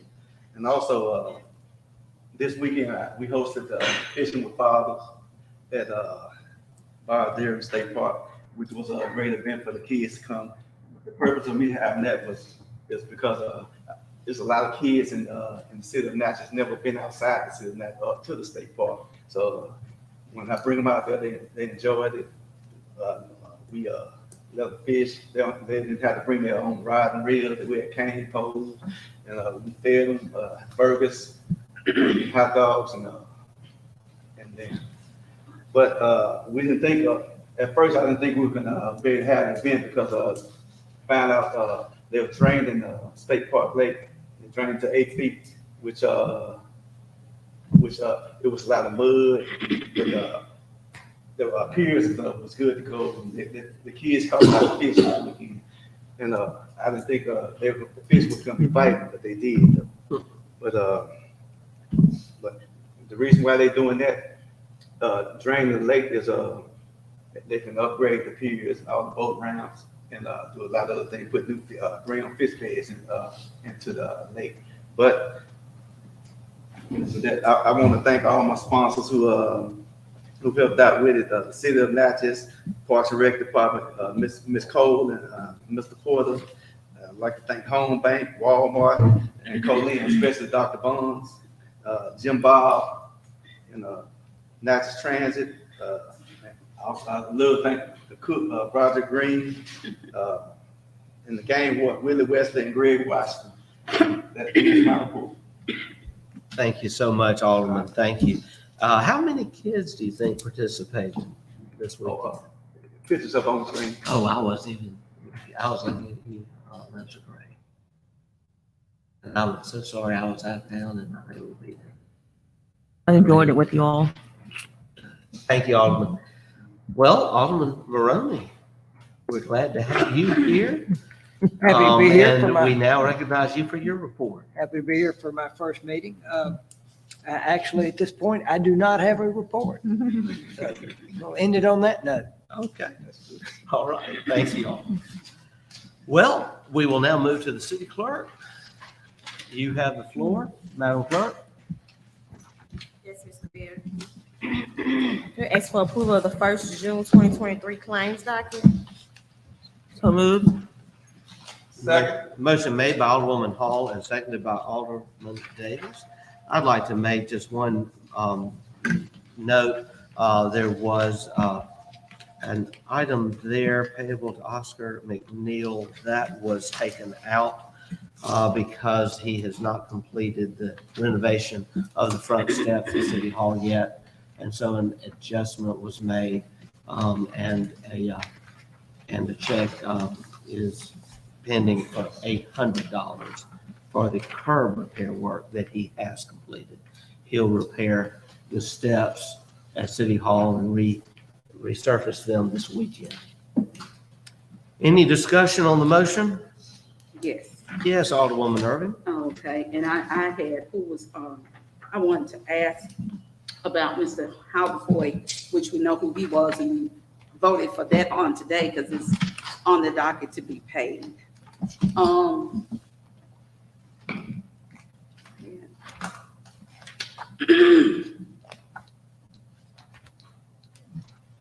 Okay, any other discussion?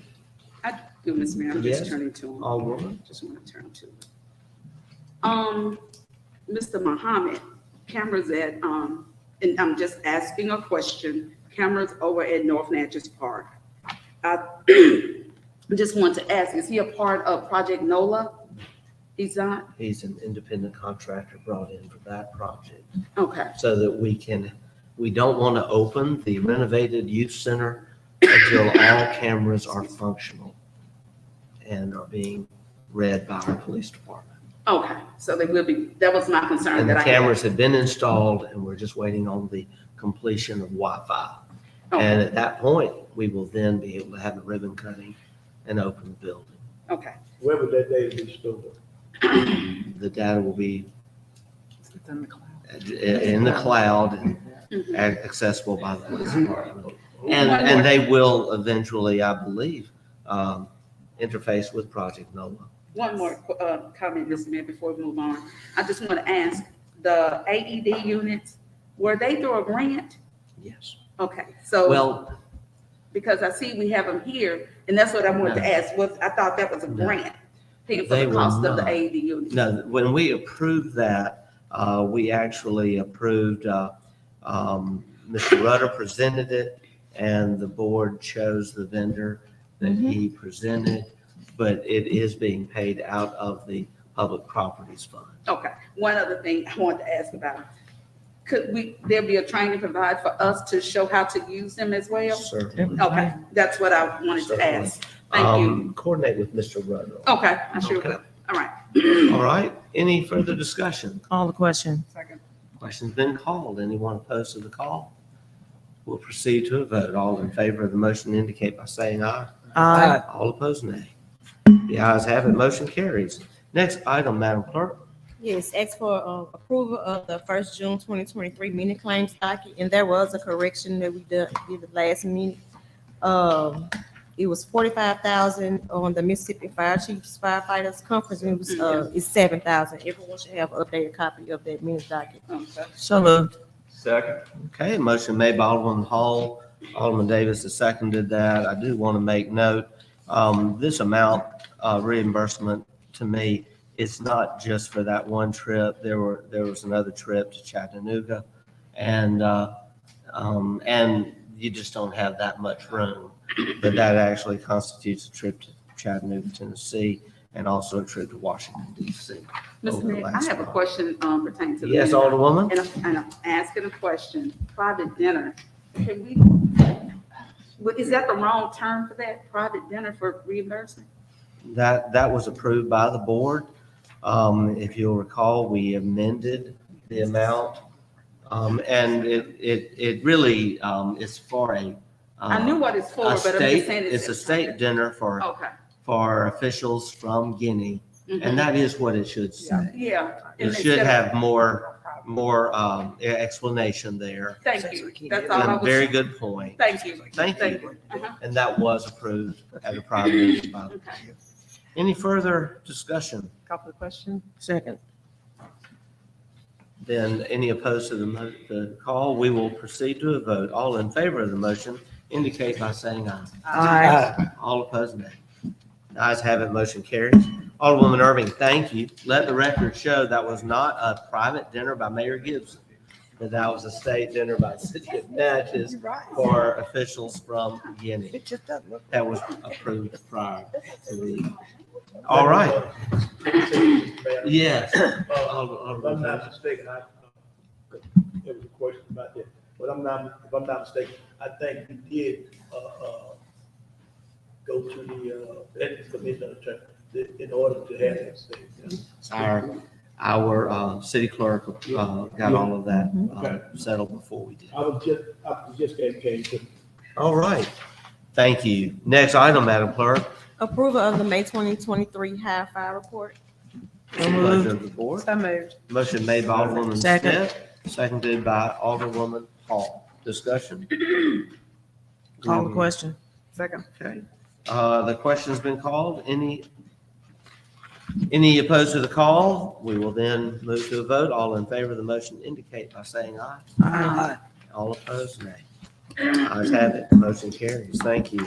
And again, just to say, on that hire and fire report, just please note, there are no firefighters and there are no police officers.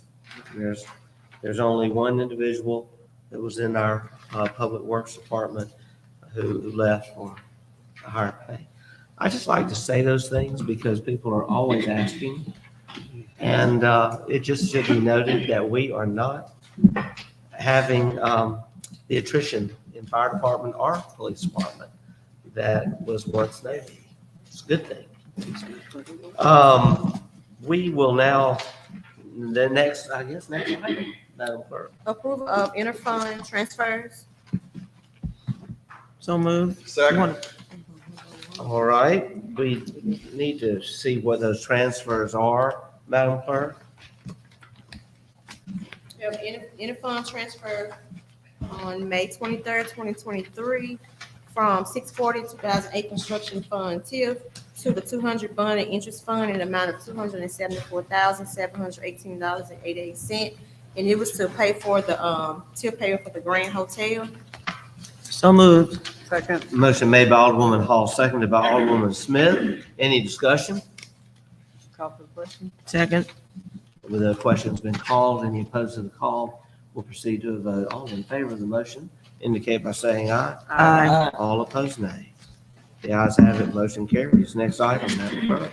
Yes, approval of interfund loans. And we have a interfund loan repayment request on June 6, 2023, from 125 Transit to 113 Senior Center in the amount of $36,460.76. And it was just to repay payroll expenses. So moved. Second. Motion made by Alderwoman Hall, seconded by Alderman Davis. Any discussion? We'll call for the question. Hall.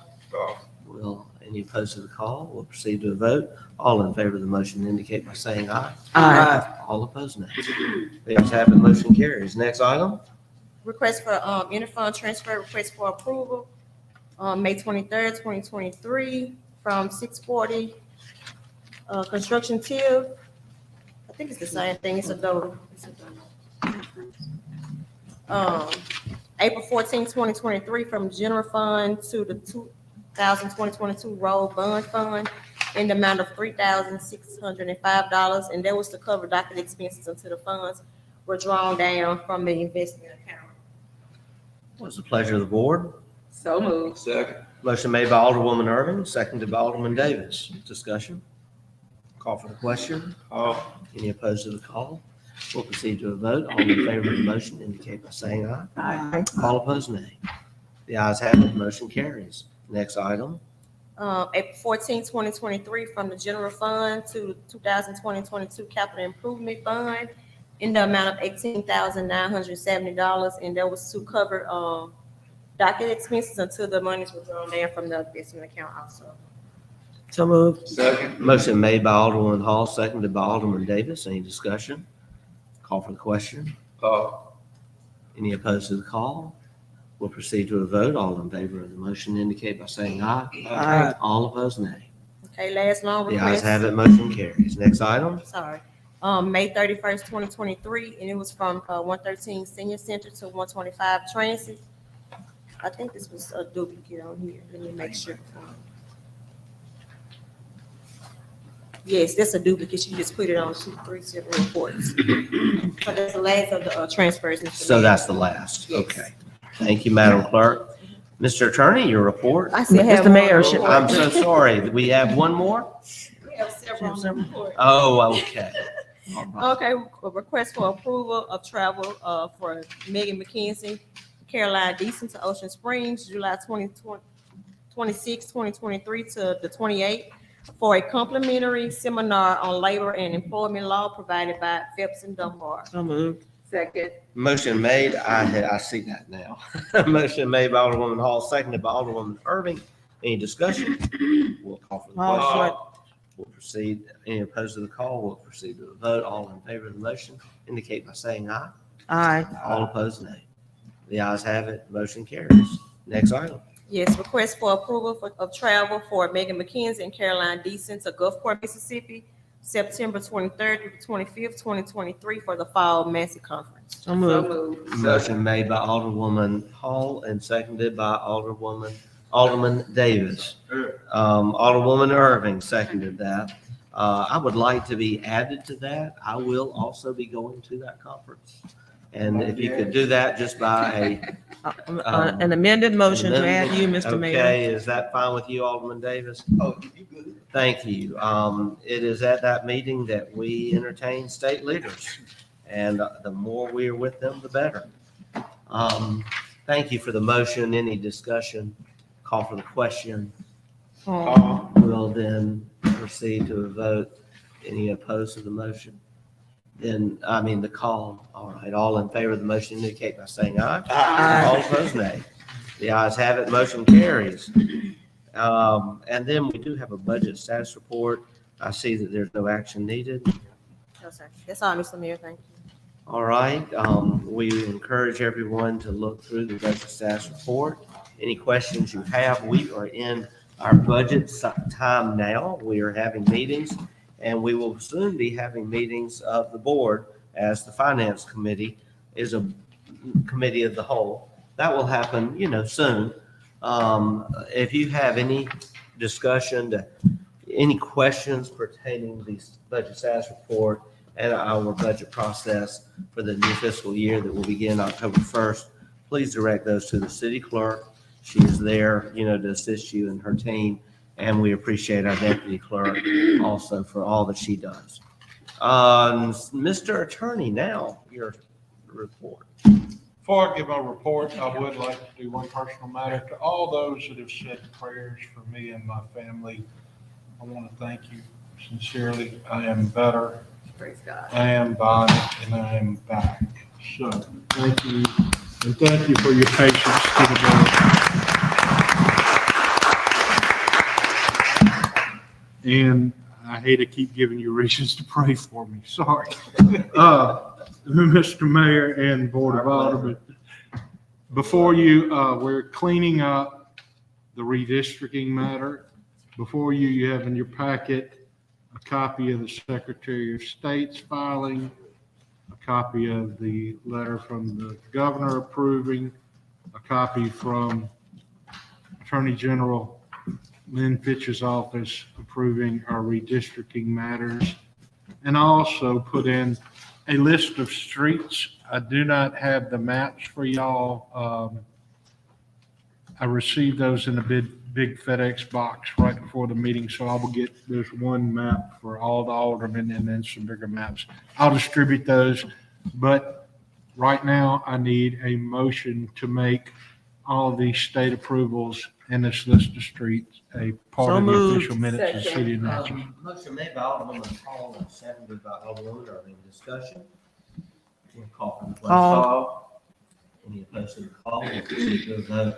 All in favor of the motion indicate by saying aye. Aye. All opposed, nay. The ayes have it, the motion carries. Do we need a roll call vote on that for the record? No, I don't think so. Okay. We're unanimous. Nobody objected. We were supposed to open bids for Public Works loader, but it's my understanding we did not receive any, so there will be no opening. And that is my report, Mr. Mayor. Thank you, Mr. Attorney. We're so grateful for you and grateful for so many prayers answered.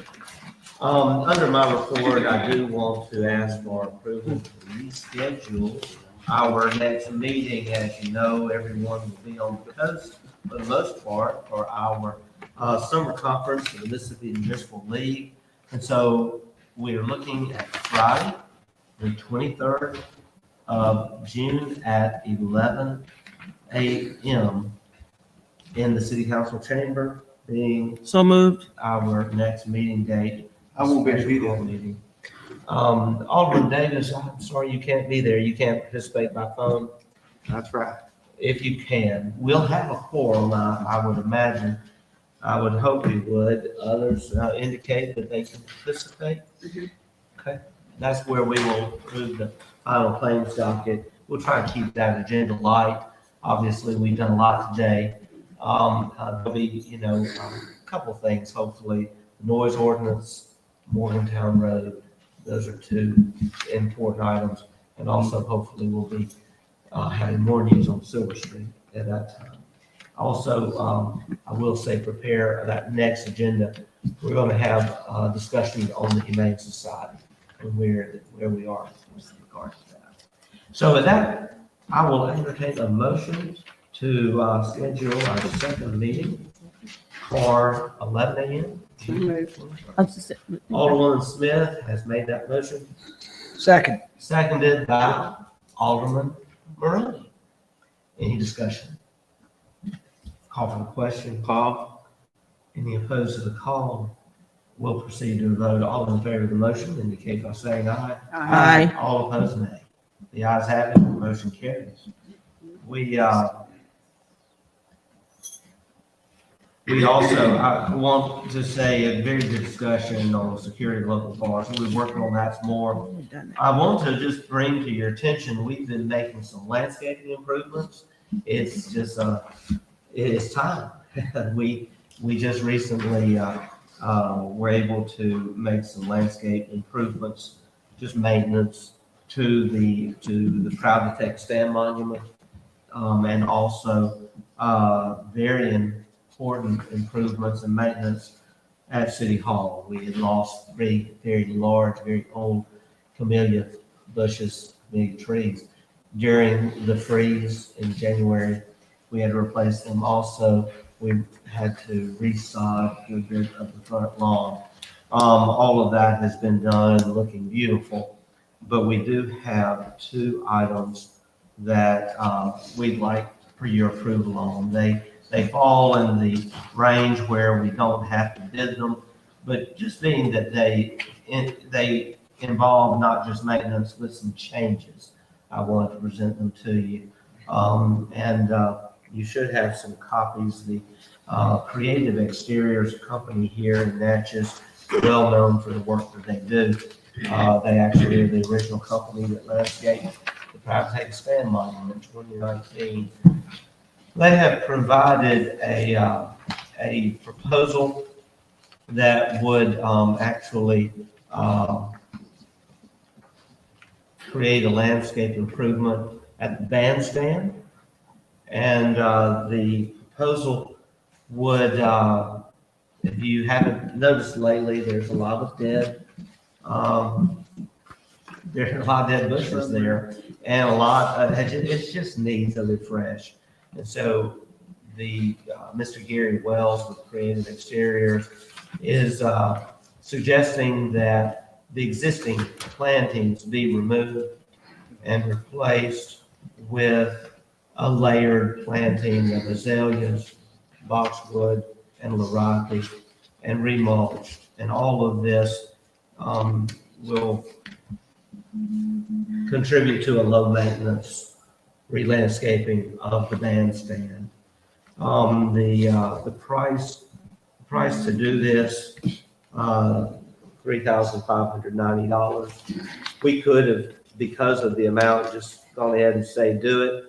We want to make sure everyone's on board with re-landscaping the bandstand. Do I have a motion? So moved. Motion. Alderwoman Smith has made the motion. A second. Alderman Maroney, who happens to be chairman of our Public Properties Committee, by the way, now, has seconded that motion. Alderwoman Irving, I just want to ask, where will we get the funding from? What Department for Funding? Because ample funds in our public properties. Okay, Yeah. just being sure. All of them will come out of public properties? Yes. Okay. Yes. Any further discussion? Yes, Mr. Mayor. Yes, Alderman Fraser. I have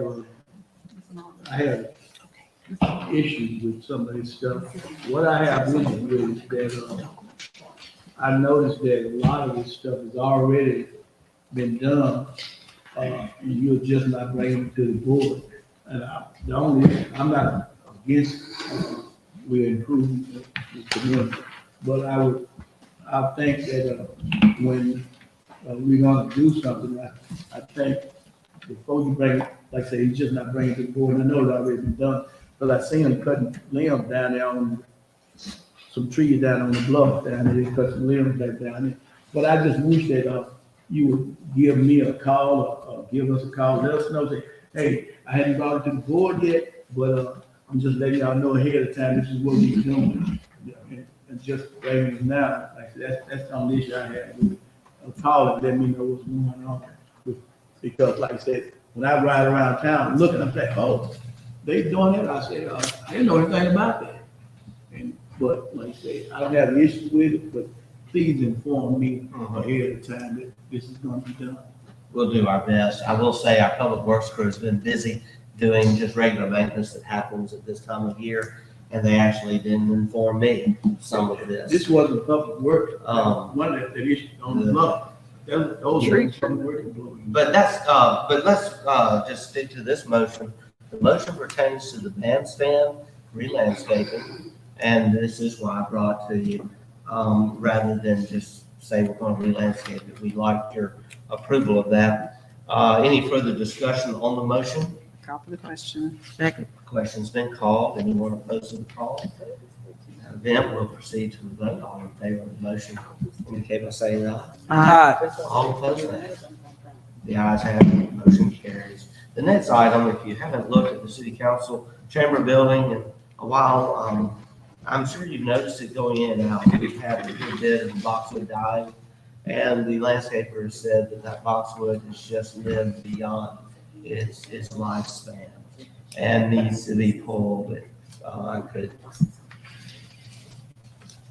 And the boxwood needs to be removed. He recommends a less involved plan going forward that would be a reduction in boxwood and provide for some more flowering plants and some new sodding to greatly improve the front lawn of the city council chamber.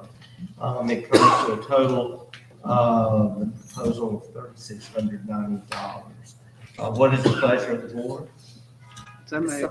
Okay, motion made by Alderwoman Smith, seconded by Alderwoman Irvin. And again, this will come out of our public properties budget. And Who will be watering them, Mr. Mayor? and we actually have, Mr. Rudder and Mr. Ford have a strategy for utilizing hoses and sprinklers in a strategic placement Okay. to take care of watering. And Mr. Ford already. You're replacing, it's gonna be hot this summer, Watering, it's already been yes, predicted watering that, down. so definitely watering. Definitely, thank you. Further discussion? Call the question. Questions been called, any opposed to the call? We'll proceed to a vote. All in favor of the motion indicate by saying aye. Aye. All opposed, nay. The ayes have it, motion carries. We have had our updates on the Day of Unity, our July 4th event, Juneteenth. We have the update on Silver Street. I do want to say this, there has been some misinformation in the community regarding the EOLA project. And we have received some calls asking if we are putting city dollars, taxpayer dollars into the project. The EOLA is a privately held property. The group developing the EOLA is a group of private investors. What the city is doing is what the city has done in years past, and that is using very smart strategies, just as was used in the development of the Holiday Inn, of the Natchez Grand, and as cities have done in other parts of the state.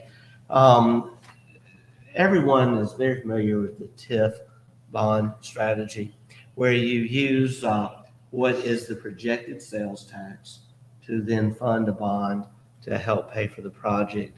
And the sales taxes, a portion of those, then retire the bond. Well, in this event, we're using a very similar strategy. However, as the board voted to pursue an investigation, we haven't actually brought this for final approval. We are taking advantage of a program now offered through the Mississippi Development Authority that is called a tourism rebate.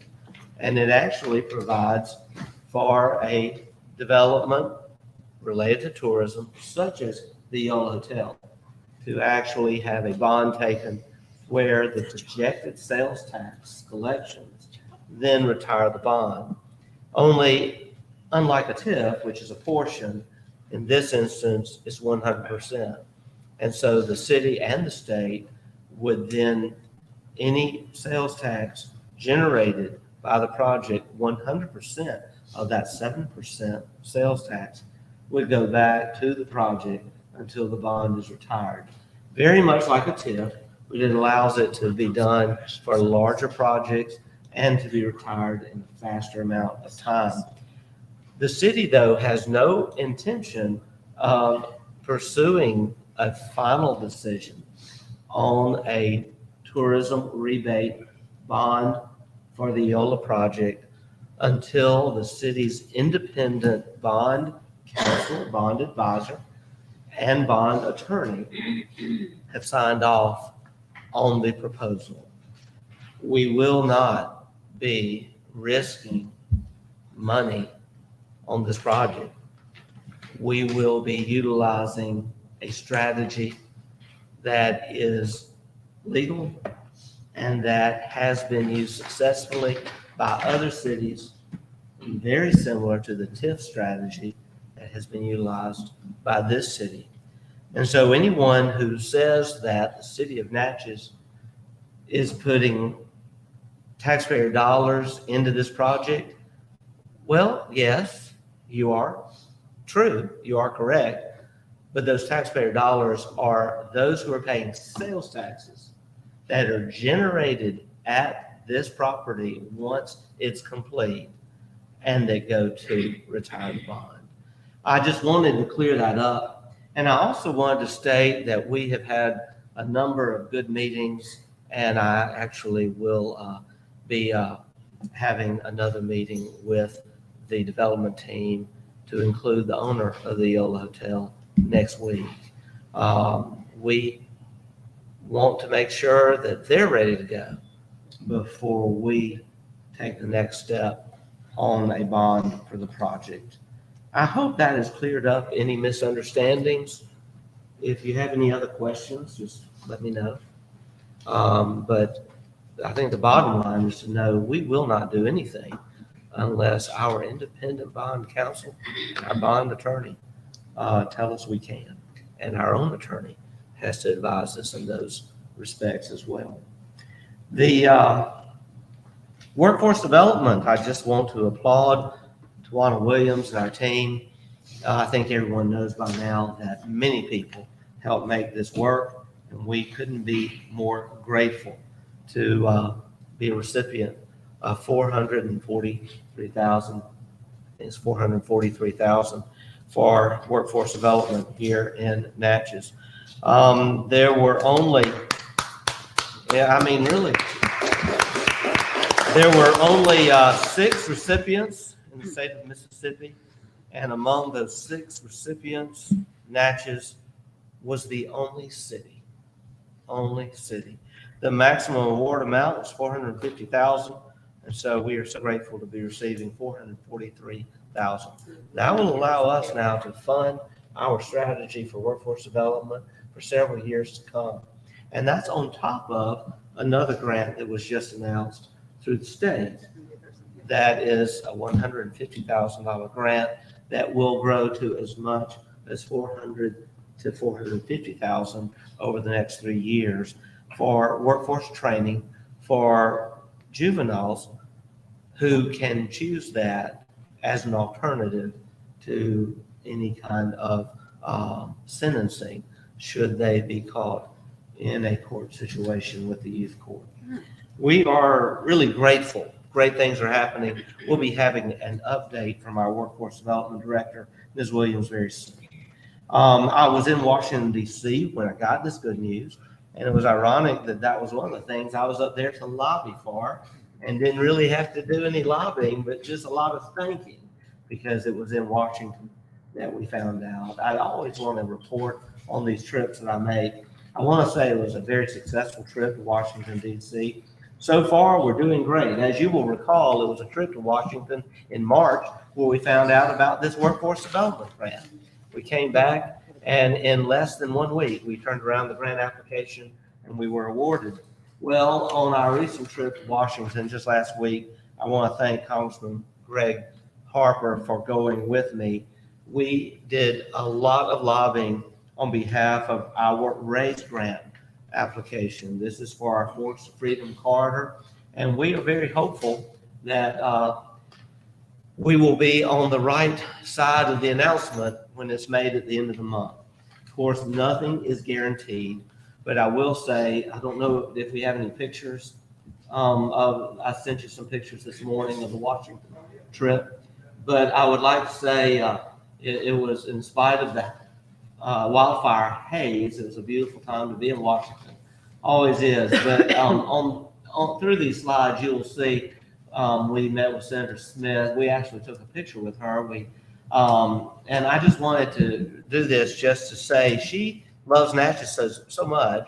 She's bringing her entire DC and Mississippi staff here for a retreat the first part of August. And she has indicated great desire to work with us and wants to be here in August. We're hoping for August 7th, a Monday, for a ribbon cutting at the airport for our completed runway, completed lights, new LED lights, and soon to be complete this month, new internet. And so we're hoping that can happen. We will be inviting Congressman Thompson and also Senator Wicker, as they also have been involved in this. Next slide. I went and saw other congressmen while I was there, including Michael Guest and Congressman Trent Kelly, because Natchez has a $1 million earmark right now pending in the House of Representatives that Congressman Thompson submitted for us, and now we have the other congressmen supporting it. And I think it's important, even though they're not our congressmen, I want to work with everyone. We can move forward. Senator Wicker always meets with us, and we had a great meeting with him. And also staff members of Congressman Thompson had a great talk with his Chief of Staff, Dr. Timla Washington, and also his Legislative Affairs Director, Deidre Alexander. And then also had a great meeting with Representative Michael Guest, who is still missing Natchez. He used to be our congressman, but he said to tell everyone hello. I didn't wear them all out with pictures, so I just showed you a couple that we took. I want to say during that time, not only did we talk about the $12.5 million RAISE grant that is pending, but we also talked about the need for, as I've said, more support for Morgantown Road eventually, but also continued lobbying efforts for Natchez drainage projects. We currently have some significant earmarks pending in the Congress for several million in drainage projects. We're hoping that we can get that. And we also lobbied still for a grant for a new fire truck for the airport. We are getting closer and closer in our discussions to bring commercial air traffic back to Natchez. It is still in the works, and we need that in order to make all of that happen. So it was a very productive trip. As always, I thank you for supporting me as I make these trips on behalf of Natchez. We do want to give you a brief update on adjudication. As you know, letters went out. We will have a public hearing on June 20th, a special call meeting we're having next week. I want to remind everyone we have a public hearing not only on adjudicated projects on the 20th, but also on the city's proposed short-term rental ordinance.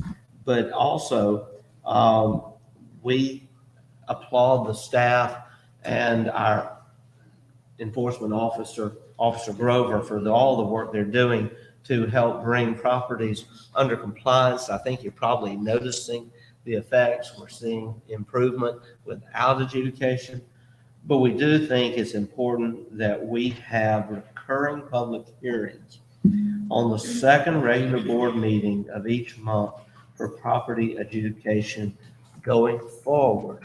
And we'd like a motion. So just moved. For that to be our policy going forward. Alderwoman Hall has made the motion and Alderwoman Irving has seconded that motion. Any discussion on the motion? On the question. Call for the question. Any opposed to the call? We'll then proceed with a vote. All in favor of the motion indicate by saying aye. Aye. All opposed, nay. All right, so that second meeting of the month, which is a meeting at 6 o'clock, just prepared, we'll be having on an ongoing basis now, those public hearings. Yes. So we're having a public hearing for the short-term rental ordinance. We're having a public hearing for that as well? Yes, that has been scheduled for 6 PM on June 20th by a motion that was passed at our last board meeting. Did we And, advertise for it?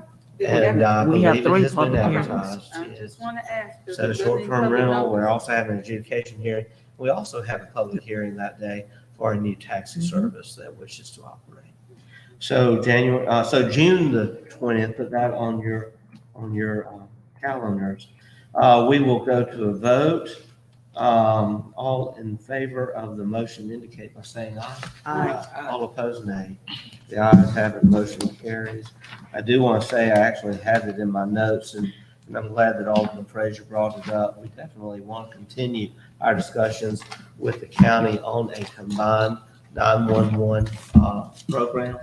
We are very grateful that we continue to work with the county in providing this valuable service. But it is also important to note that we have a budget we have to stay within. And today, the proposals we've seen do indicate that purchasing a building and following what the county would like to do exceeds what we have available within our budget. We recognize that the county is not interested in moving 911 to the police department. And so we have taken that off the table. We're actually, as you know, proceeding with other uses of funds for renovations to the police department. So what I would like to say is I want to applaud our fire chief who has been representing us in this matter, and also our police chief on meetings of the 911 board. And we have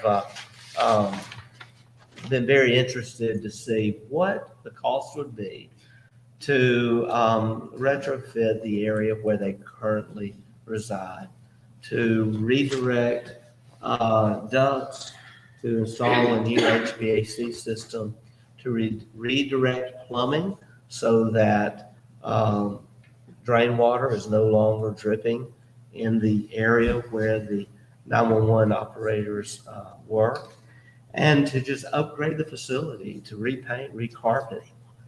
It, I think, may prove to be our most cost saving measure while providing a better environment for them. And also improving the equipment. It's my understanding that the 911 board is looking into that. We look forward to seeing what they ultimately come up with. But I want to echo what Alderman Frazier said. It's a great service to our citizens for us to have this as a combined service, and we want to continue to operate in that manner. Mr. Mayor, that's your. Yes, Alderman Frazier? That's your report. Yes, sir. I would just like to say to the public, I was a jail administrator over there for 14 years. I know the ins and outs of that building. I know about that building. I know what that building is. As I stated earlier, I understand what I just stated earlier. I don't see us throwing taxpayer money to that building. And there's a lot involved with us just moving. We got to rewire that building. We got to get new towers. We got to do everything. So we're still looking at millions of dollars in which to move back over there. Now, I could be wrong, but I know I'm not, because, like I say, I was the one over there running that building. I know that whole building from the front to the back. Yes. Because I was a supervisor. Yes. But like I say, it is my personal thought. I just can't see we throwing away taxpayer money. When if we want to do something, we can almost see about getting us another jail. Yes. Or either we can see about find us a building. If you want to go somewhere, let us, if you want to just say move back, let us find us a building and move us another building. If that building is not. Yes.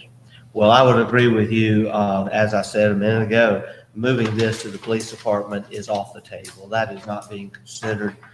It will be interesting to see what the 911 board comes back with as far as any changes to the current 911 office, which is located in the basement of the sheriff's department. We'll just see, what they come back with. But I do want to keep the conversation going. We don't want anyone thinking that the city doesn't want to continue working with the county as we have done on so many things. And so, thank you very much. I do, before we adjourn, I want to make an announcement. At 4:00 today, we will have a special presentation of certificates to young individuals who represented the city of Natchez in the recent Special Olympics. And we will be recognizing those individuals at 4:00 today on the front steps of City Hall, and everyone is invited to be there as we do this. I think that concludes the business we had today. I know we've been here a while, but it's been a great meeting. We've discussed a lot of things. We've had some tough discussions, but we've managed to do all of this in keeping with respect of one another and also in keeping with our appreciation for this building where we are, this NAPAC Museum. At this time, I'd like to entertain now a motion to adjourn. Alderman Second. Davis has made the motion. Alderwoman Hall has seconded that motion. Any discussion? Call for the question. Call. Any opposed to the call? All right, all in favor of the motion indicate by saying aye. Aye. All opposed, nay. The ayes have it. Motion carries. Thank you so much.